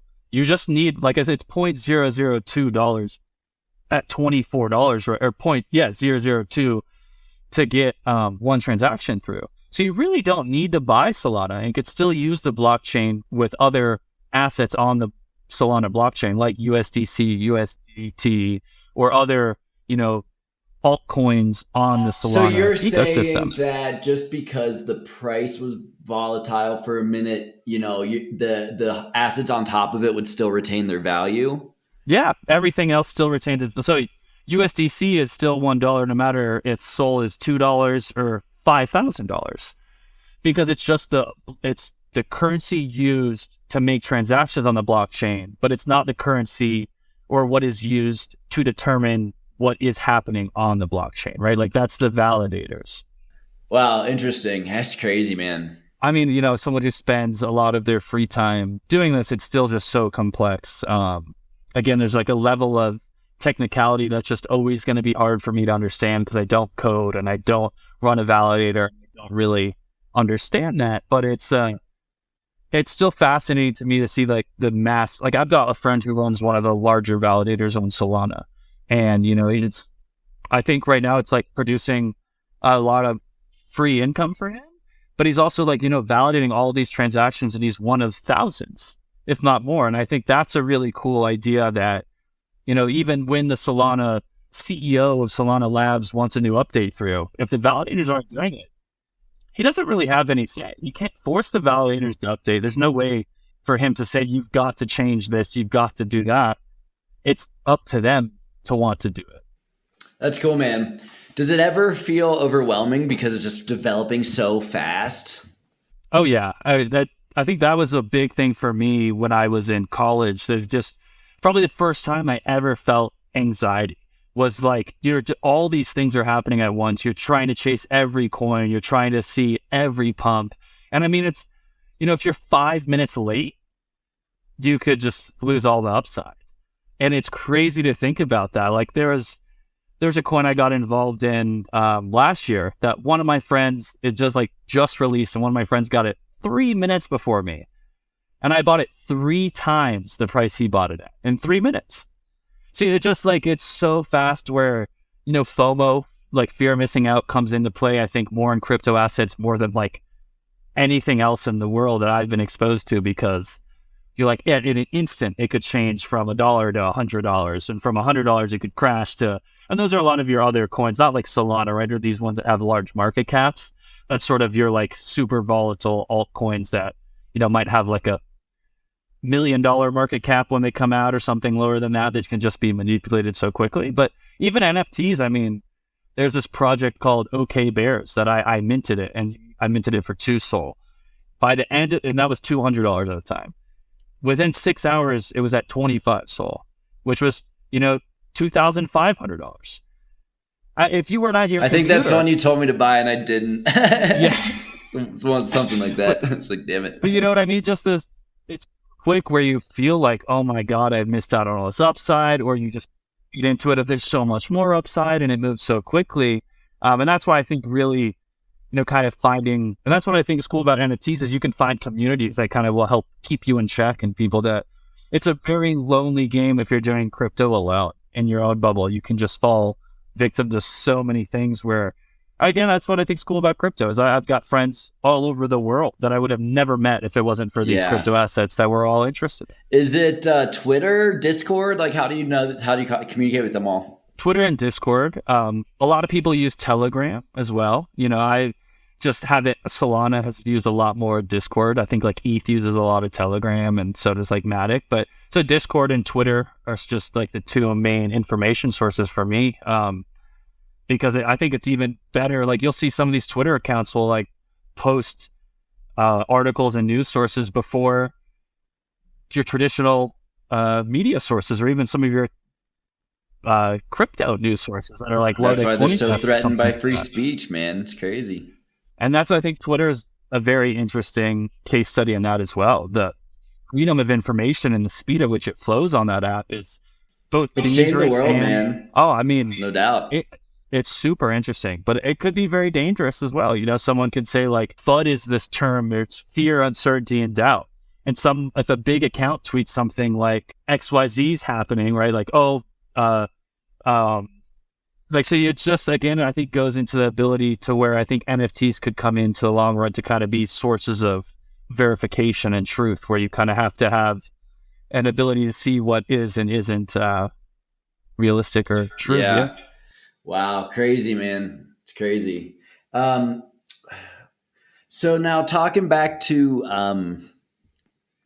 the Solana Matic debate, and you mentioned, Discord being really user friendly as well. And does that also integrate with the Phantom app or no? So what's really interesting is that there's this one company, at least on Solana, called Matricia Labs.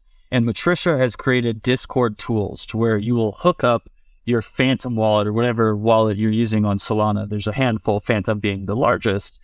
And it'll say like, you've got this NFT, right? You've got an OK Bear. And that allows you access to the gated channels on Discord to where you need an OK Bear to get access to.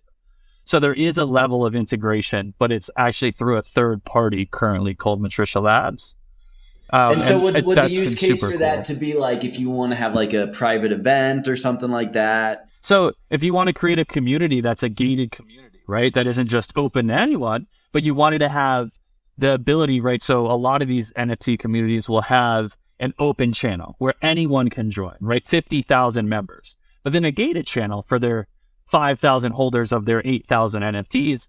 So that you get, a level of value attached to that, a real community where it can't just be like a bot that comes in and starts sending stuff. And Discord has, things to make sure bots aren't involved or stuff like that. So it's a really interesting, and seeing that evolve. I mean, Matricia, I think, came out like 2 years ago. I remember, I think I'd minted one of their first NFTs, and at first it was just kind of like an art project. Nobody really knew. And then the need came up for gated Discord access, and one of the team members decided they could do that, and it Discord allows for a lot of different developers to kind of add their own spin and have plugins to it, and it's been really cool to see that all it kind of develop. And it's the same thing, you can go on Discord and have the plugin to where it'll have all the asset prices, right? Like Bitcoin price, and then you can type in. Does it almost operate like an internet browser? Yeah, it kind of does. It's like a browser in of itself, and you'll have on the left hand side a bunch of different channels, and then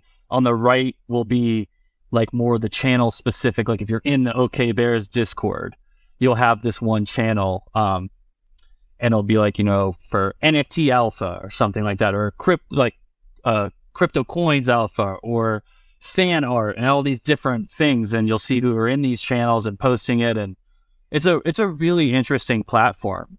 And it connects even to like Xbox and stuff like that. Yeah, yeah. And there was another stat that you pulled about, why you like Solana over Matic. And I can't remember what it was, but it was something about like number of... Like active users?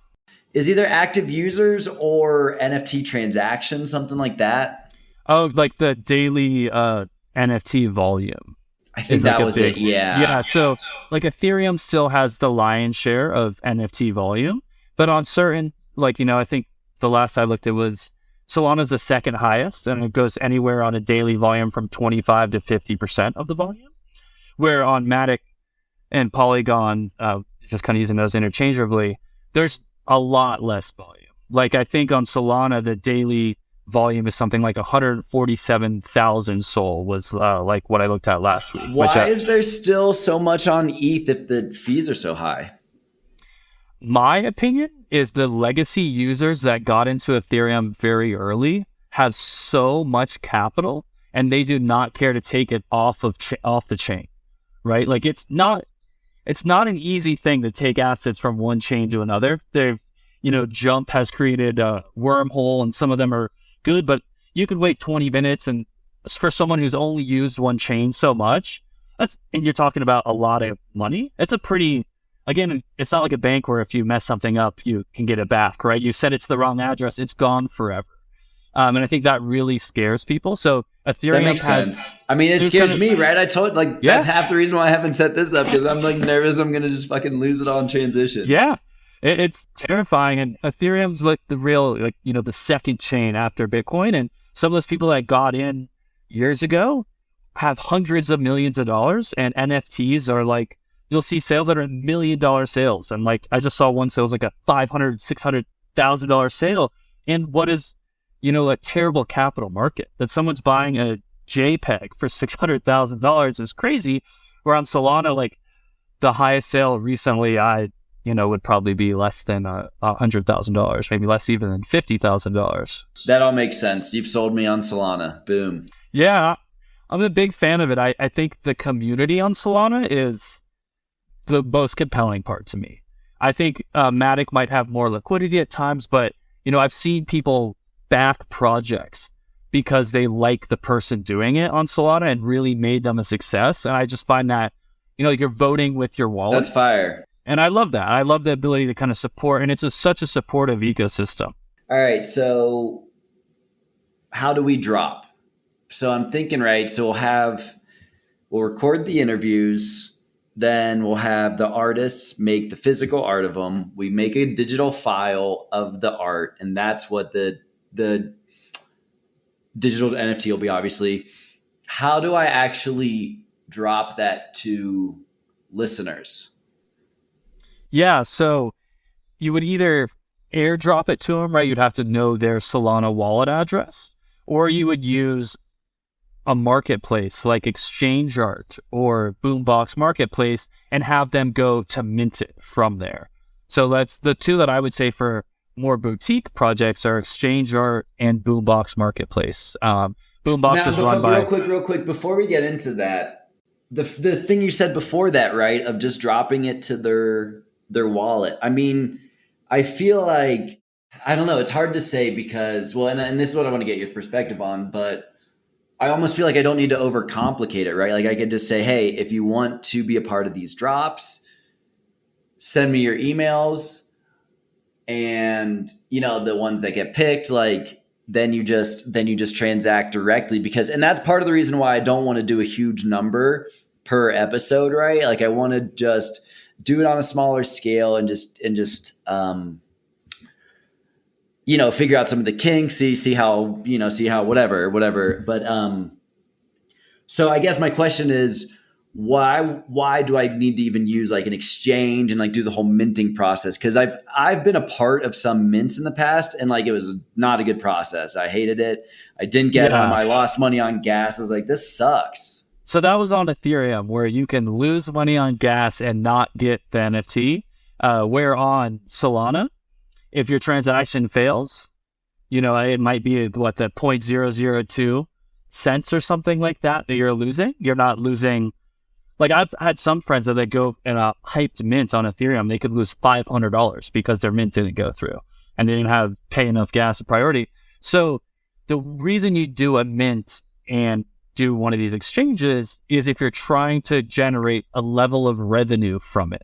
The airdrop is going to be completely free to that user, right? So if you just want to couldn't you just do one-off transactions though to say, hey, here's the set price, you won, You could, but you're going to see that crypto people aren't going to really want to pay, right? So the reason you use an exchange is so that someone they mint it on there and they know that they're getting that NFT. Where the other thing, right, would be they'd send you money and you'd send them the NFT, which is a level of trust that a lot of crypto. That makes sense. Yeah, yeah. No, you're right. So you need it to be like the one for one to. Okay, I buy that. So then the two you talked about, say those again, the exchanges. Exchange Art and Boombox Marketplace. So Boombox is really kind of geared more toward audio NFTs that still might have a digital, just a JPEG as well, but will have like a song or, a real audio file attached to it. So that's pretty interesting. I'm friendly with the founders there. And then Exchange Art is your more like what we call one-of-one artists. So people who will create like a one thing of art instead of a 10,000 NFT collection. And people go on there and they can either bid on it, or you can have it be an edition. You say, like you said, 7. So the first 7 people that get on Exchange Art and mint it are the 7 people that get that. And when you say get on, what do you mean by that? So like you go onto exchangeart.com. It goes up and it says Jordan Euclid's Entangled podcast NFT mint, and they'll read about it, have a little description. They go, oh, that's interesting. I'll pay, the $25 in Solana to buy that. They press mint, they get it. And, it might not be someone who's ever heard of you before or something like that. So that's why airdrops kind of come into play where, if it's certain people you want to ensure get it, you would do that. Yeah. Because again, and I might end up doing like a mix, right? Because I want to do give some out for free as like an incentive for people to sign up and get involved. So that's something a lot of projects will do is you'll mint an NFT or you'll hold an NFT and then they'll airdrop their holders all these NFTs. So they'll be like, if you hold Entangled Podcast 1, I'm airdropping all these 7 holders Entangled Podcast 2 for free so that they're not buying the second one. And that way, you see on the blockchain who owns these and you drop it into the wallet. That's really cool. That's cool. So that's, again, just it helps to, build the community, increase the value of these NFTs. You could do a free mint as well, right? So if you're trying to build a community up, so say you wanted to build a community before dropping these 7, you could do 1,000 for free on Exchange or something like that. And I said, these 1,000 NFTs going to cost you $5-10 to mint. That's maybe cool. Yeah. I like that. You do it for free and then you maybe do a combo of them, right? Exactly. Well. Yeah, that's really cool. So with Solana, is it easy to build in the drops where when you have, first off, with the initial sale and then with all subsequent sales, is it possible to build into the NFTs that the royalties are split, right? Because I want to have some go to the show, some go to the guest. You know what I mean? Yeah. So it's a pretty timely question. So Solana actually recently, the major exchanges, not the ones I mentioned, but Magic Eden has 70 to 80%, if not more, of the market share. They went to 0% creator royalties because there was essentially they wanted to continue the volume. They raised at a $1.2 billion valuation, and other exchanges decided that they weren't going to enforce creator royalties. So what that did was for people who are just getting into this to speculate, I don't have to pay 5% or 10% to the creator anymore. I get to keep that in my pocket, which allows me to trade. I could buy it for 1 tool and sell it for 1.1, and make the 0.1. Where if there's a 10 or 12% fee, I've now lost money. So it increased the liquidity, but exchange art is for the creators by the creators, right? Like that's not their tagline, but that's who they are. They are for artists. They enforce the royalties. So you can split it up on every NFT and everything. You can have it, if you do Entangled Podcast 1, you could have 50% go to you, 50% to the speaker. And then Entangled Podcast 2, it could be 25% to Entangled Podcast 1 holders. And like you can do whatever you want on each NFT collection. Is that very hard from a technical perspective to build, or is it pretty cookie cutter? So I think it's that's why you use these exchanges, right? If you wanted to, you could create your own web page and mint on your own web page on entangled.io or something like that. But you would have to hire a developer to do all the backend stuff. That's why you do it on Exchange Art. You'd pay them. Okay. Would you be able to help me with this kind of stuff on Exchange Art? I'd be able to definitely put you in contact with the team that could walk you awesome. Through, right? Like awesome. They would be like way better. And I have friends who are artists that, do this kind of all the time. So I'd be happy to put the two of you on a call and just kind of have them run you through they've minted, say, couple thousand NFTs on Exchange Art. They can tell you exactly how it works and stuff like that.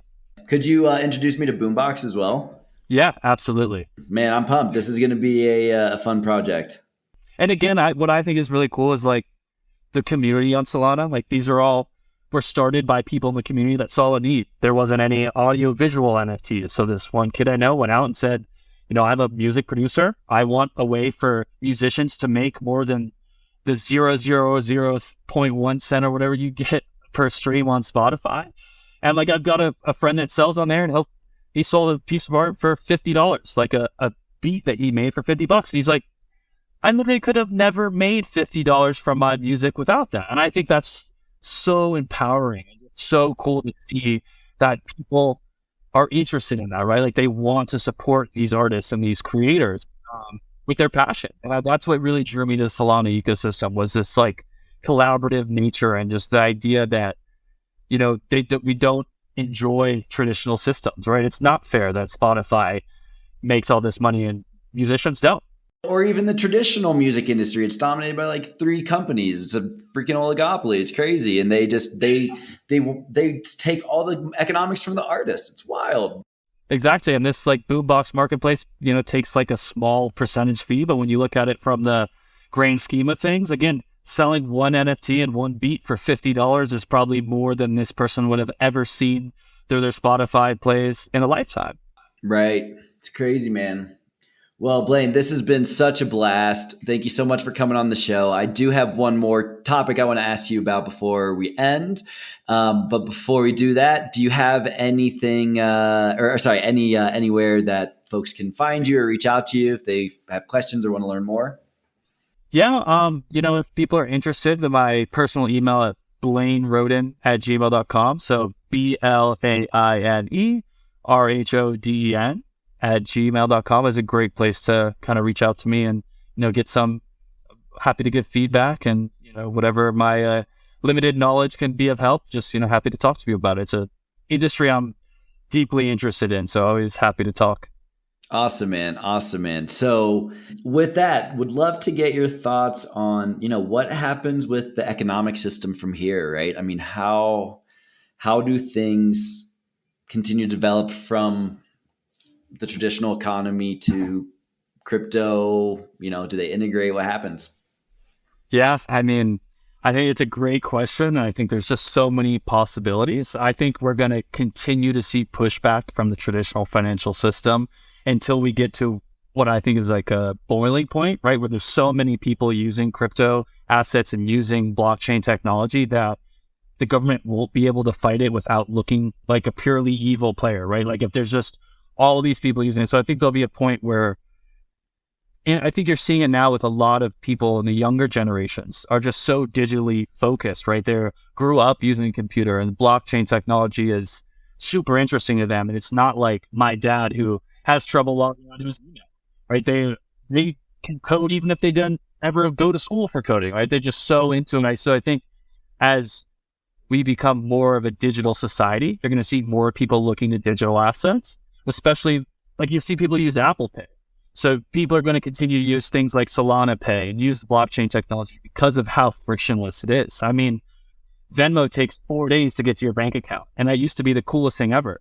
Now I'm like, 4 days? Like, are you kidding me? I can get it in 4 seconds on Solana. So I think as the friction decreases on blockchain because of these better infrastructure and, user interface, and the friction exists on traditional financial systems, you'll see more people move to the blockchain technology.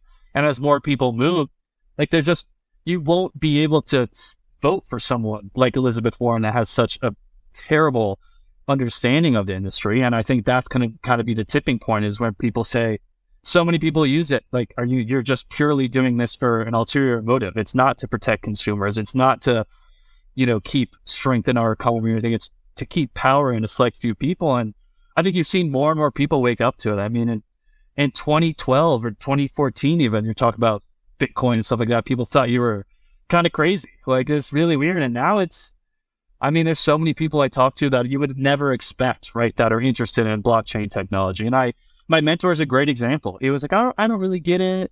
He started on PayPal, and I think then like 6 months in, he's like, I want to start a fund. He's like, this is the coolest thing in the world. Like, I want to invest all my time and energy into this. And he's like 45 years old. And just to see him go from no idea to wants to do everything related to it in 8 months is just extremely telling of what's going to continue to happen in the industry. You're totally right. And also, I think as people see the impact of inflation and it's hitting their livelihoods, they're like, holy shit, this matters. We can't just it's crazy. I think that's a great point. As inflation becomes hyperinflation and goods become more expensive and the dollar loses its purchasing power, people are going to look to alternative assets in ways that aren't affected by the federal government. And, people will always kind of say that the federal government is, and you see it now, like, they're doing things that aren't great for the average consumer. And people are going to wake up and say, hey, maybe Bitcoin is a volatile asset and it might not be the perfect asset,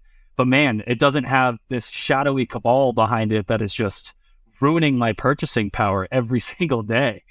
And, again, there's still a level of concentration where people can manipulate the Bitcoin price as well. But the idea that anybody can get involved, it doesn't have to be just some elected official or a federal agency, is just gaining so much traction, is so compelling.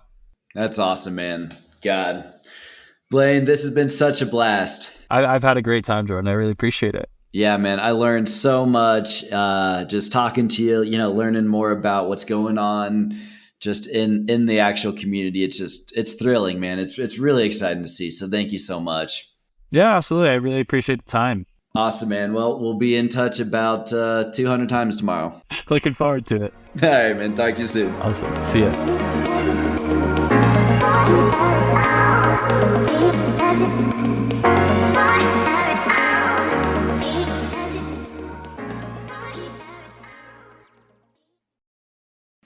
Thank you all for listening, and I hope you enjoyed the episode. In this discussion, Blaine and I considered the philosophy of Bitcoin in relation to fiat currencies and the value we believe cryptocurrencies bring to the economy. The more I've learned about the prospects of crypto and the dangerous state of our traditional economy, the more convinced I become that the fight for human sovereignty and the right to life, liberty, and the pursuit of happiness are intrinsically tied to currency independence. That Bitcoin, as an initial use case, and cryptocurrencies more broadly, are freedom. What does that mean exactly when someone says Bitcoin is freedom? Is that just hyperbole they're using, hoping the price of Bitcoin skyrockets and they become quick millionaires? Absolutely not. To me, that statement has profound, far-reaching implications.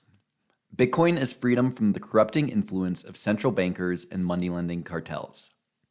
In part one of this essay, I'll summarize the last 400 years of monetary policy, showing how an organized crime syndicate led by the Rothschild family has manufactured a financial system in which wealth and resources are stolen from the public and consolidated in the hands of a few ultra-wealthy elites. In part two, I'll highlight the characteristics of Bitcoin and cryptocurrencies broadly, which make them viable alternatives to escaping this hamster wheel of a financial system in which we're living. Part one, the corrupting influence of central bankers and money-lending cartels. To start, let me highlight that almost no one in the world understands how the economy works, including regulators, bankers, and investors. This is done intentionally. The cabal who controls our financial system benefits from this opaqueness because the way the economy works is so criminal. If you would like a history of how the largest organized crime racket in history developed and seized control of our global economic system, I'd point you to 4 books. Pawns in the Game by William Guy Carr, Secrets of the Federal Reserve by Eustace Mullins, and One Nation Under Blackmail, the sordid union between intelligence and crime that gave rise to Jeffrey Epstein, Volume 1 and Volume 2 by Whitney Webb. These investigative journalists connect the dots of the true history of our financial system, a history that has been buried under propaganda and the lie that our economy is based on free market capitalism. It is not. It is based on oligarchy, regulatory capture, blackmail, and corruption. Here's a short summary of the actual events I believe took place to get us to the point we're at today, where the richest 85 people in the world have more wealth than the poorest 3.5 billion people. This implies the top 0.0000001% of the population has more wealth than the bottom 50%. How does this happen by accident? It doesn't. Central banking in the UK and US. In the mid-1600s, an organized crime outfit originating in the Khazarian Empire of Eastern Europe instigated violent revolution in England through their agent Oliver Cromwell. This was the initial act in destabilizing the old world colonial powers to transition power away from royalty and religious institutions to the moneylenders who financed them. This political intrigue led to the beheading of King Charles I in 1649. The fallout that ensued led to William of Orange, another agent of this crime syndicate, winning the throne in 1689. The new king immediately borrowed £1.25 million from these debt lenders and in 1694 established the Bank of England. In the first 4 years of the central bank's existence, the British national debt grew from £1 million to 16 million. This number has continued to grow exponentially, and as of mid-2022, the Bank of England's national debt stood at £2.4 trillion. The monthly interest payments on this debt, about £8.7 billion, are paid for and guaranteed by the British taxpayers. These interest payments to the Bank of England directly line the pockets of the cabal who has always controlled this institution since its inception. In 1773, this organized crime outfit was formalized into our cartel under the leadership of Mayer Amschel Rothschild at the first meeting of the World Revolutionary Movement. This cartel over the subsequent 250 years has grown its tentacles of deception and incorporated the institutions we today refer to as the Illuminati, the New World Order, the Cabal, and the Deep State. Yes, these organizations are all real, and there are no limits to the evil its members engage in for the sake of control, power, and depraved self-indulgence. The 5 sons of M.A. Rothschild established branches in the principal cities of Europe, institutions which have come to dominate the world of finance over the subsequent 250 years. The most successful of these were Nathan Meyer Rothschild in London and James Day Rothschild in Paris. Through an elaborate pump-and-dump scheme following the Battle of Waterloo in 1815, Nathan Meyer Rothschild took control of the Bank of England for the Rothschild family. By this point in time, the Bank of England had a monopoly on the creation of pound sterling and controlled the global supply of gold. The Rothschild family used covert agents to capture the U.S. financial system as they had gained notoriety in Europe, and many refused to work with the Rothschilds due to their penchant for treachery. Here's William Guy Carr explaining how the cabal fomented the American Revolution through monetary policy. In order to understand how the men who obtained control of the Bank of England and the British national debt also obtained control of the trade and commerce and the monetary system of Britain's American colonies, it will be sufficient if we pick up the threads of the story at the time Benjamin Franklin went over to England to represent the interests of the men who had been associated with him in building up the prosperity of the American colonies. Robert L. Owen, former chairman, Committee on Banking and Currency, states that when associates of the Rothschilds asked Franklin how he accounted for the prosperous conditions prevailing in the colonies, he replied, "That is simple. In the colonies, we issue our own money. It is called colonial script. We issue it in proportion to the demands of trade and industry." Robert L. Owen remarked that not very long after the Rothschilds heard of this, they realized the opportunity to exploit the situation with considerable profit to themselves. The obvious thing to do was to have a law passed prohibiting the colonial officials from issuing their own money and to make it compulsory for them to obtain the money they required through the medium of the banks. M.A. Rothschild was still in Germany, but he was supplying the British government with mercenary troops at £8 per man. Such was his influence in 1764 that he succeeded through the directors of the Bank of England in having laws passed in accordance with his dictates. The authorities in the colonies had to discard their script money. They had to mortgage the colonial assets and securities to the Bank of England in order to borrow the money they needed to carry on business. Referring to those facts, Benjamin Franklin stated, "In 1 year, the conditions were so reversed that the era of prosperity ended and a depression set in to such an extent that the streets of the colonies were filled with unemployed." Franklin stated, "The Bank of England refused to give more than 50% of the face value of the script when turned over as required by law. The circulating medium of exchange was thus reduced by half." Mr. Franklin disclosed the primary cause of the revolution when he said, "The colonies would gladly have borne the little tax on tea and other matters had it not been that England took away from the colonies their money, which created unemployment and dissatisfaction." Suspected Rothschild agents in the first 150 years following the revolution include Alexander Hamilton, George Peabody, Junius Morgan, Nicholas Biddle, J.P. Morgan, Jakob Schiff, Otto Kahn, Paul Warburg, and Bernard Baruch. These men established many of the most powerful financial institutions today, including J.P. Morgan Chase, Brown Brothers Harriman, and Kuhn Loeb & Co., now part of Barclays. While many U.S. banks failed during the panics of 1837, 1857, 1893, and 1907, these cabal-backed institutions carried on and ultimately benefited from the creation of the Federal Reserve in 1913. In 1791, Alexander Hamilton, the first U.S. Secretary of Treasury, established the first Bank of the United States at the behest of European bankers pulling the strings. This central bank had much of the same powers as the Bank of England until its charter expired in 1811. The Second Bank of the United States received its charter in 1816 to help in paying the war debts the U.S. incurred during the War of 1812. In 1836, President Andrew Jackson refused to extend the charter of the Second Bank of the United States, an institution whose president was Nicholas Biddle, an agent of James de Rothschild of Paris. Jackson said, "You are a den of vipers. I intend to rout you out, and by the eternal God, I will rout you out. If the people only understood the rank injustice of our money and banking system, there would be a revolution before morning." He wasn't exaggerating. The cabal responded to Jackson by aggravating the Panic of 1837 when the Bank of England in one day threw out all the paper connected with the United States, refusing to accept any securities, bonds, or financial paper in the U.S. The purpose was to create an immediate financial panic, cause a complete contraction of credit, halt further issues of stocks and bonds, and ruin those seeking to turn the United States securities into cash. The plan worked. In 1891, a secret association known as the Round Table was formed between the Rothschilds, Cecil Rhodes, and J.P. Morgan, amongst others. This organization evolved into the Royal Institute of International Affairs in London, the Council on Foreign Relations in the U.S., and globalist organizations including the Trilateral Commission and the Bilderberg Group. These organizations have colluded to choose the leading government officials on both sides of the pond ever since. This has resulted in increasing levels of regulatory capture and further entwined the interests of big banking with those of politics. The cabal's crowning achievement took place following a covert meeting in November of 1910, 3 years after they had orchestrated the Panic of 1907. 8 men conspired at Jekyll Island to craft a plan that resulted in the formation of the Federal Reserve. The 8 men in attendance at Jekyll Island were all acting as agents of the Rothschild family.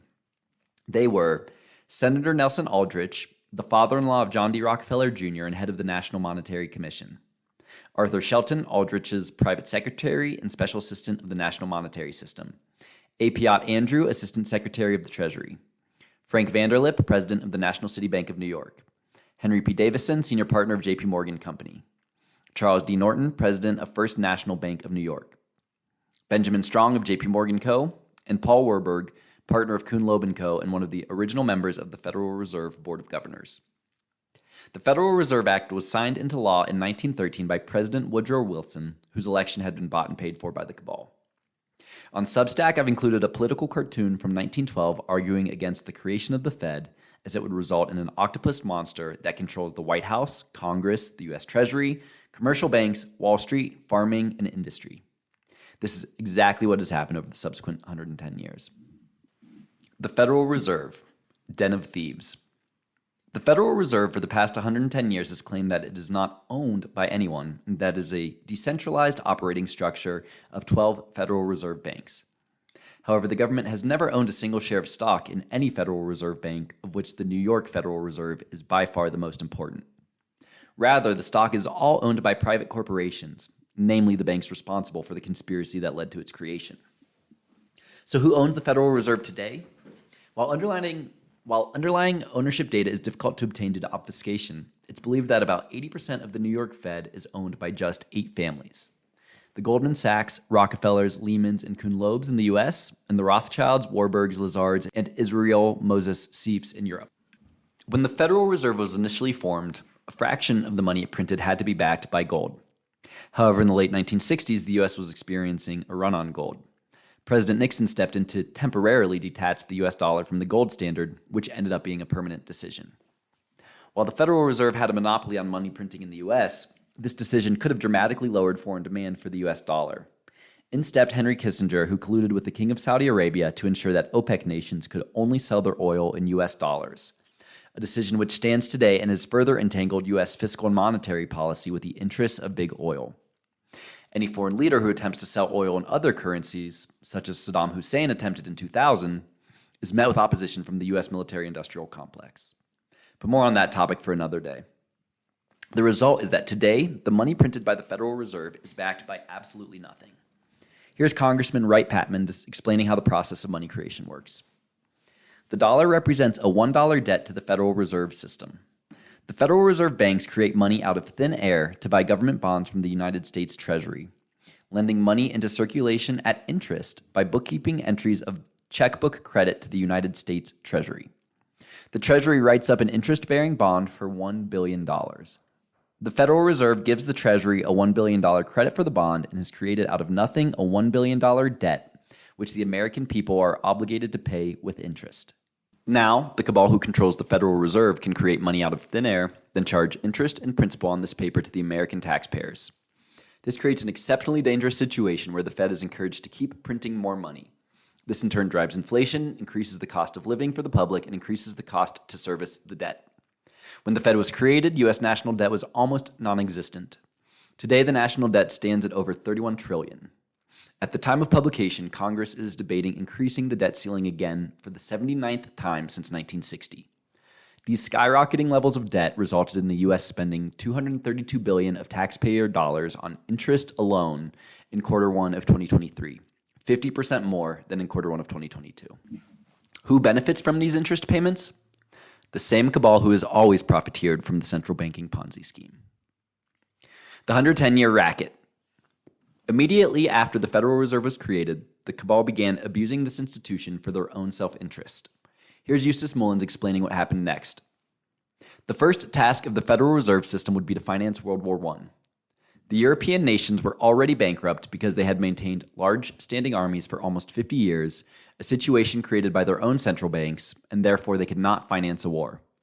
A central bank always imposes a tremendous burden on the nation for rearmament and defense in order to create an inextinguishable debt, simultaneously creating a military dictatorship and enslaving the people to pay the interest on the debt which the bankers have artificially created. The men in control of the Fed went on to orchestrate, second, the agricultural depression of 1920, third, the Black Friday crash on Wall Street of October 1929, and the ensuing Great Depression, fourth, World War II, fifth, the conversion of the assets of the United States and its citizens from real property to paper assets from 1945 to the present, transforming a victorious America and foremost world power in 1945 to the world's largest debtor nation. Over the past century, the cabal has corrupted the most powerful institutions in the world, the military, intelligence agencies, Fortune 500 corporations, politics, Hollywood, academia, etc., often through blackmail by capturing elites in lewd sexual activities. Many of these elites are entrapped through sex with children. Concurrently, the cabal has orchestrated conflicts and revolutions across the globe, profiting from war debts, human trafficking, arms dealing, and drug smuggling in the process. On Substack, I've created a chart that shows how the banks represented at Jekyll Island, National City Bank, First National Bank, JP Morgan Company, and Kuhn Loeb & Co. subsequently became Citigroup, JP Morgan Chase, and Barclays, respectively. I've also highlighted the Federal Reserve directors, Treasury secretaries, and banking executives who are members of the Council on Foreign Relations. Finally, I've highlighted these institutions' ties to the Rothschild crime family and to corrupt intelligence asset, money launderer, arms dealer, human trafficker, and child rapist Jeffrey Epstein. I'd like to wrap up the section with some thoughts on how the economy actually works. Here are 7 points to highlight. Number 1, the cabal controls the most important hard assets in fiat currencies. Number 2, by controlling the supply of all the most important currencies, these banks can then create credit and charge interest on the paper money they've created out of nothing. Number 3, whenever they issue new credit, the buyers of these bonds are commercial banks, asset managers, and Fortune 1000 corporations, which they also own. Those corporations then have immediate purchasing power before prices have adjusted, so they can spend this money at pre-inflation prices. Number 4, by the time the money printed trickles its way through the economy to the individual consumer, prices have adjusted and our purchasing power has been reduced by inflation. Number 5, meanwhile, because this cabal controls the supply of money, interest rates, and most of the global wealth under management, they can orchestrate financial crises whenever it suits them to pull the rug out from the economy, such as during the 2008 financial crisis. All the while, the bankers collect higher amounts of interest on an increasing quantum of debt. Number 6, in these depressed points in market cycles, cabal-controlled corporations can buy up competitors for pennies on the dollar while also using their pawns in government to justify bailouts that transfer money from the public to the banks. For example, when First Republic Bank collapsed earlier this month, JP Morgan got to purchase $185 billion worth of assets for $10.6 billion. And number 7, these financial crises are often coordinated in tandem with other disasters, including food shortages, energy crises, geopolitical conflicts, and/or global pandemics. These additional triggers increase the public's fear and willingness to give up civil liberties, as well as to transfer tax dollars to multinational corporations for emergency use. This global economic enslavement must end. Enter Bitcoin. Part 2. Cryptocurrency and Emancipation Through Currency Independence. Satoshi Nakamoto published the Bitcoin white paper in October of 2008. The identity of Satoshi remains a mystery, but the implications of what he, she, they started cannot be understated.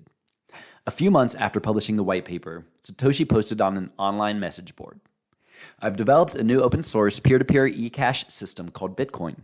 It's completely decentralized with no central server or trusted parties because everything is based on crypto proof instead of trust." And with that, a revolution was born.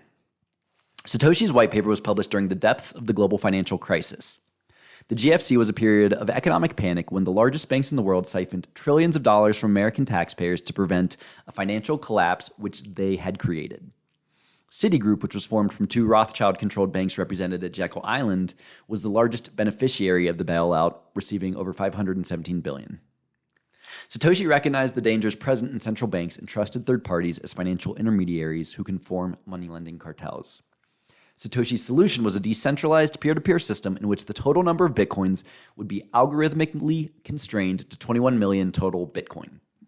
This genius element of scarcity removes the risk of inflation in Bitcoin because, unlike fiat currencies, central bankers cannot print more Bitcoin. The risks of hyperinflation in fiat currencies are real and dangerous, which we're seeing play out in real time with the US dollar. Bitcoin's blockchain continues to be built out as the underlying network of computers, or nodes, running Bitcoin software validate transactions on the chain. Bitcoin miners who participate in the validation process by contributing computing power are rewarded with additional BTC for validating these transactions. Another genius of Satoshi's methodology was to ensure that after every 210,000 blocks are mined, the reward for mining is halved. This ensured that the earliest adopters benefit the most from Bitcoin's broad adoption, and that by the time the establishment caught on to Bitcoin's potential, it was already too late. They could not now gain control of the asset because of its decentralized nature and algorithmic halving. This is exactly why we're now seeing governments cracking down on cryptocurrencies. The Empire Strikes Back. About 1.5 years ago, I published an essay titled Bitcoin versus Gold and Hedging the Collapse of the US Dollar, in which I expressed my gratitude for the existence of Bitcoin and cryptocurrencies as a hedge in case the US dollar collapses. Unfortunately, the likelihood of the dollar collapsing has only increased since that time. I hate to say it, but I believe the cabal is intentionally pushing the US dollar towards collapse to incite panic and economic depression. It's for this exact reason that we must understand what makes something a monetary asset and how crypto can help us avoid economic disaster.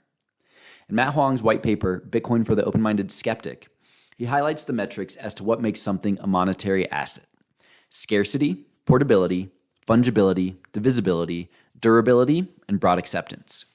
Bitcoin scores strongly on all of these metrics except broad acceptance, although that is changing by the day. Huang further recognized that Bitcoin has additional non-traditional monetary features such as being digital, programmable, decentralized, censorship-resistant, and universal. These are all incredibly valuable at a time when the American public is losing faith in the US dollar as a monetary asset. and rightfully so. Now, one elected official who has been outspoken against Bitcoin is Massachusetts Senator Elizabeth Warren. Curious how Elizabeth, break up the big banks, Warren is against cryptocurrency when they arguably represent the public's best chance to escape economic enslavement. You don't think it's possible an elected politician would lie to the American public to protect the financial institutions she or he truly represent, do you? Here's Senator Warren last year on Meet the Press. With Bitcoin, there's no thing that backs it up. And that's what makes it different. It's just belief. You and I assess. You assess the value is going to go down. I assess it's going to go up, and therefore I buy. So it's more like this artwork. No, because at the end of the day, I can hang that thing on my wall. Right. And I can enjoy it, or I can throw darts at it. You could sell it for money. Sure you can. Right. I mean, there are features about it that are the same, but it's not the same. And look, one of the things we have to remember there are a lot of things that come within this crypto world. So, for example, we could be talking about, instead of Bitcoin, we could be talking about digital currency. Now, that's something very different. I think that's different too. I buy that. I accept that. That's right, because that's a government-backed electronic transfer. And it can be denominated in dollars, it could be denominated in euros, it could be denominated in some new language that's made up. But that has something that backs it up. It has a government that says, if at the end of the day there's a run on this stuff, everybody wants theirs out, the United States government promises there will be something to back it up. And that's what banks are about. There'll be somebody there to back it up. But with Bitcoin, that's not the case. Of course, Warren here fails to acknowledge that the US dollar also has no thing that backs it up, much less that a private cartel of banking families are the sole beneficiaries of money printing. In this interview, Warren goes on to support the creation of central bank digital currencies, CBDCs, which completely invert the purpose of cryptocurrencies by centralizing power and control in the hands of the government. But the US government could never be culpable of waste, fraud, and abuse, right? Warren then goes on to criticize cryptocurrencies for their ability to facilitate black market industries such as drug smuggling and human trafficking. Here again, she fails to acknowledge how these massive industries and the criminals who control them have already exploited the traditional financial system for their personal gain. For example, here's an interesting lawsuit filed by the government of the U.S. Virgin Islands against JP Chase in December of 2022. Government of the United States Virgin Islands versus JP Chase Bank. Complaint and demand for a jury trial. Plaintiff, Government of the United States Virgin Islands, files this complaint against JP Chase Bank for violations of Trafficking Victims Protection Act, the Virgin Islands Criminally Influenced and Corrupt Organizations Act, and the Virgin Islands Consumer Fraud and Deceptive Business Practices Act, and in support thereof alleges as follows. This action stems from an enforcement action the government filed against the estate of Jeffrey E. Epstein, the co-executors of this estate, and various entities relating to Jeffrey Epstein under the Virgin Islands Criminally Influenced and Corrupt Organizations Act. The Attorney General brings this action after presenting her findings to JP Morgan in September of 2022 in her ongoing effort to protect public safety and to hold accountable those who facilitated or participated in, directly or indirectly, the trafficking enterprise Epstein helmed. The investigation revealed that JP Morgan knowingly, negligently, and unlawfully provided and pulled the levers through which recruiters and victims were paid, and was indispensable to the operation and concealment of the Epstein trafficking enterprise. Financial institutions can connect or choke human trafficking networks, and enforcement actions filed and injunctive relief obtained by attorneys generals are essential to assure that enterprises like Epstein's cannot flourish in the future. At all relevant times, JP Morgan engaged in business in the Virgin Islands, including, but not limited to, the acts and practices described herein. As described below, based on documents reviewed and interviews conducted by the government, JP Morgan knowingly facilitated, sustained, and concealed the human trafficking network operated by Jeffrey Epstein from his home and base in the Virgin Islands, and financially benefited from this participation directly or indirectly by failing to comply with federal banking regulations. JP Morgan facilitated and concealed wire and cash transactions that raised suspicion of and were in fact part of a criminal enterprise whose currency was the sexual servitude of dozens of women and girls in and beyond the Virgin Islands. Human trafficking was the principal business of the accounts Epstein maintained at JP Morgan. Upon information and belief, JP Morgan turned a blind eye to evidence of human trafficking over more than a decade because of Epstein's own financial footprint and because of the deals and clients that Epstein brought and promised to bring to the bank. These decisions were advocated and approved at the senior levels of JP Morgan, including by the former chief executive of its asset management division and investment bank, whose inappropriate relationship with Epstein should have been evident to the bank. Indeed, it was only after Epstein's death that JP Morgan belatedly complied with federal banking regulations regarding Epstein's accounts. The lawsuit goes on to name Jez Staley, head of JP Morgan's private bank, as intimately connected to Jeffrey Epstein. Staley had gone on to run Barclays as CEO following his time at JP Morgan, then was removed from that position due to his Epstein ties. When we get into the meat of the lawsuit, sections 2 and 3, the document is almost entirely redacted. Why? While this lawsuit against JP Morgan was developing, JP Morgan's CEO, Jamie Dimon, continued with business as usual. He went on CNBC in January of 2023 and had this to say about Bitcoin. We pretty much always have some crypto conversation with you. I'm just curious because I don't think we've talked to you since. I think all that's been a waste of time, and why you guys waste any breath on it is totally beyond me. Because you just think the whole thing just is going to zero? Going to zero and it's fake? Bitcoin itself is a hyped up fraud. It's a pet rock. You're back to that? Yeah, really? Of course, yeah. Been done. There's some tokens that I agree with you on, but Bitcoin's based on a distributed ledger. Yeah, it has all the characteristics of a store of value. It's immutable. It's scarce. Totally untrue. It's 21 million. Well, yeah, really. How do you know it's going to stop at 21 million? Because I've mentioned this to people Satoshi, too. Everyone says that. Well, maybe it's going to get to 21 million, and Satoshi's picture is going to come up and laugh at you all and say, "No." There isn't a picture. And by then, Satoshi will have taken out billions of dollars. Jamie, there's a difference between saying FTX is a decentralized Ponzi scheme and saying that crypto itself is a Ponzi scheme. That's like, Madoff created options. Crypto itself that doesn't do anything is a pet rock. You're happy to Bitcoin. Yeah, you can own it all you want. I'm just talking. There's a lot. It's billions of dollars. Guys, I don't care about Bitcoin, so we should drop the subject. 2 months after Dimon dismissively informed CNBC's audience that Bitcoin is a pet rock Ponzi scheme, investigative journalist Whitney Webb published an article titled "The Rise of Jamie Dimon." Here's some of what she had to say. In a hearing in the U.S. Virgin Islands case against JP Morgan earlier this month, a USVI lawyer argued that the CEO of JP Morgan, Jamie Dimon, knew in 2008 that his billionaire client Jeffrey Epstein was a sex trafficker. The lawyer, Mimi Liu, also stated that former JP Morgan executive Jez Staley also knew this about Epstein at the time, but noted, this case was not just Jez Staley. There will be numerous documents that go far beyond his office to the executive suite. Liu also asserted that Staley knew, Dimon knew, JP Morgan Chase knew about Epstein's criminal activities against minors. While the bank has disputed that Dimon knew anything about Epstein's accounts at the bank or what he was really up to at the time, this Unlimited Hangout investigation, a multi-part series, will reveal that Dimon's rise to the top post at JP Morgan was intimately linked to the very same group of people who enabled Jeffrey Epstein's sex trafficking activities, as well as his extensive financial crimes. Given Dimon's ties to Epstein associates like the Limited's Leslie Wexner, Columbus area real estate developer John W. Kessler, and Chicago's Crown family, JP Morgan's claims that Dimon never knew what Jeffrey Epstein was up to during his time with the bank becomes much harder to believe. Furthermore, the players discussed here, Dimon and Epstein among them, were instrumental in the creation of what would manifest as the 2008 economic crisis.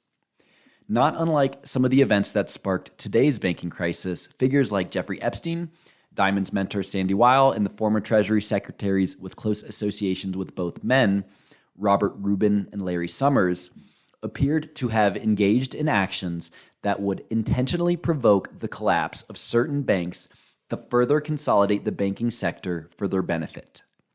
The goal, both then and now, seems to have been a move towards the logical conclusion of the too-big-to-fail banking model, the eventual creation of a centralized cartel of mega banks that dominate not only commercial banking, but also central banking. When the corrupt elites, the institutions they control, and their puppets in elected office insist Bitcoin is a sham, your antenna should be popping up. That perhaps, instead of blindly following their illogical, self-serving arguments, we should understand the philosophy of Bitcoin and how cryptocurrencies can help solve the corruption inherent in central banking and money lending cartels. The decline of empire and the changing world order. If our current economic system continues to deteriorate, we should expect our government to increase currency controls as a last attempt in maintaining centralized control. Ray Dalio highlights how these dynamics typically play out for declining empires and reserve currencies in his book, The Changing World Order. Anyone who studies history can see that no system of government, no economic system, no currency, and no empire lasts forever. Yet almost everyone is surprised and ruined when they fail. A reserve currency is a currency that is accepted around the world for transactions and savings. The country that gets to print the world's primary currency, now the US, but this has changed through history, is in a very powerful position, and debt that is denominated in the world's reserve currency, i.e. the US dollar denominated debt now, is the most fundamental building block for the world's capital markets and the world's economies. It is also the case that all reserve currencies in the past have ceased to be reserve currencies, often coming to traumatic ends for the countries that enjoyed the special power. The decline phase typically comes from an internal economic weakness together with internal fighting, or from costly external fighting, or both. Typically, the country's decline comes gradually and then suddenly.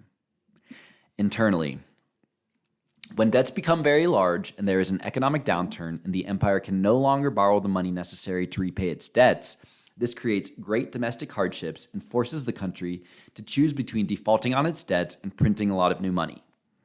The country nearly always chooses to print a lot of new money, at first gradually and eventually massively. This devalues the currency and raises inflation. Typically at those times when the government has problems funding itself, at the same time as there are bad financial and economic conditions and large wealth values and political gaps, there are great increases in internal conflicts between the rich and poor in different ethnic, religious, and racial groups. This leads to political extremism that shows up as populism on the left or of the right. Those of the left seek to redistribute the wealth, while those of the right seek to maintain the wealth in the hands of the rich. This is the anti-capitalist phase, when capitalism, capitalists, and the elites in general are blamed for the problems. Typically during such times, taxes on the rich rise, and when the rich fear their wealth and well-being will be taken away, they move to places, assets, and currencies they feel safer in. These outflows reduce the country's tax revenue, which leads to a classic self-reinforcing, hollowing out process. When the flight of wealth gets bad enough, the country outlaws it. Those seeking to get out begin to panic. These turbulent conditions undermine productivity, which shrinks the economic pie and causes more conflict about how to divide the shrinking resources.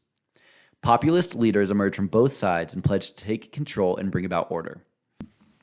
That's when democracy is most challenged, because it fails to control the anarchy and because the move to a strong populist leader who will bring order to the chaos is most likely. As conflict within the country escalates, it leads to some form of revolution or civil war to redistribute wealth and force big changes. This can be peaceful and maintain the existing internal order, but it's more often violent and changes the order. It's only when the forces that produce internal disorder and instability align with an external challenge that the entire world order can change. Externally, when there is a rising great power that is capable of challenging the existing great power and existing world order, there is a rising risk of great international conflicts, especially if there is internal conflict going on within the existing great power. Typically, the rising international opponent will seek to exploit this domestic weakness. This is especially true if the rising international power has built up a comparable military. Defending oneself against foreign rivals requires great military spending, which has to occur even as domestic economic conditions are deteriorating and the leading great power can least afford it. Since there is no viable system for peacefully adjudicating international disputes, these conflicts are typically resolved through tests of power. As bolder challenges are made, the leading empire is faced with the difficult choice of fighting or retreating. Fighting and losing are the worst, but retreating is bad too because it allows the opposition to progress and it shows that one is weak to those other countries that are considering what side to be on. Poor economic conditions cause more fighting for wealth and power, which inevitably leads to some kind of war. Wars are terribly costly. At the same time, they produce the necessary tectonic shifts that realign the world order to the new reality of wealth and power. When those holding the reserve currency and debt of the declining empire lose faith and sell them, that marks the end of its big cycle. When all of these forces line up, indebtedness, civil war/revolution at home, war abroad, and a loss of faith in the currency, a change in the world order is typically at hand. The uncomfortable truth is that the United States and the US dollar are fast approaching the end of the big cycle.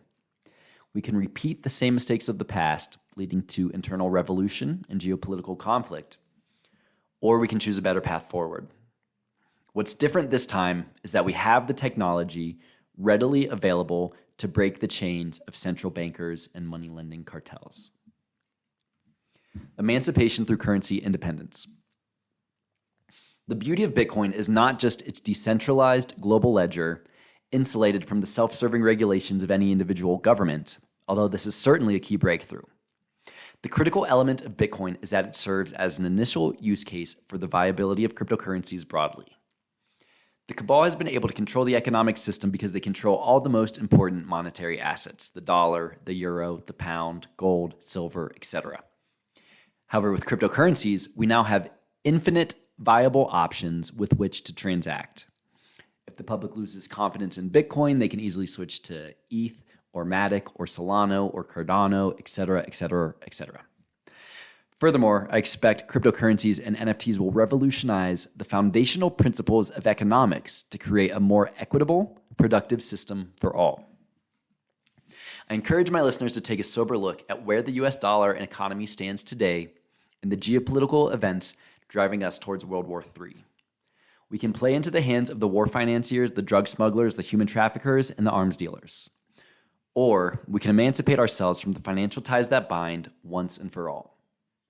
Learn about cryptocurrencies, understand how to self-custody your assets, and notify your elected officials that we will not accept laws that prohibit the free flow of currency exchange.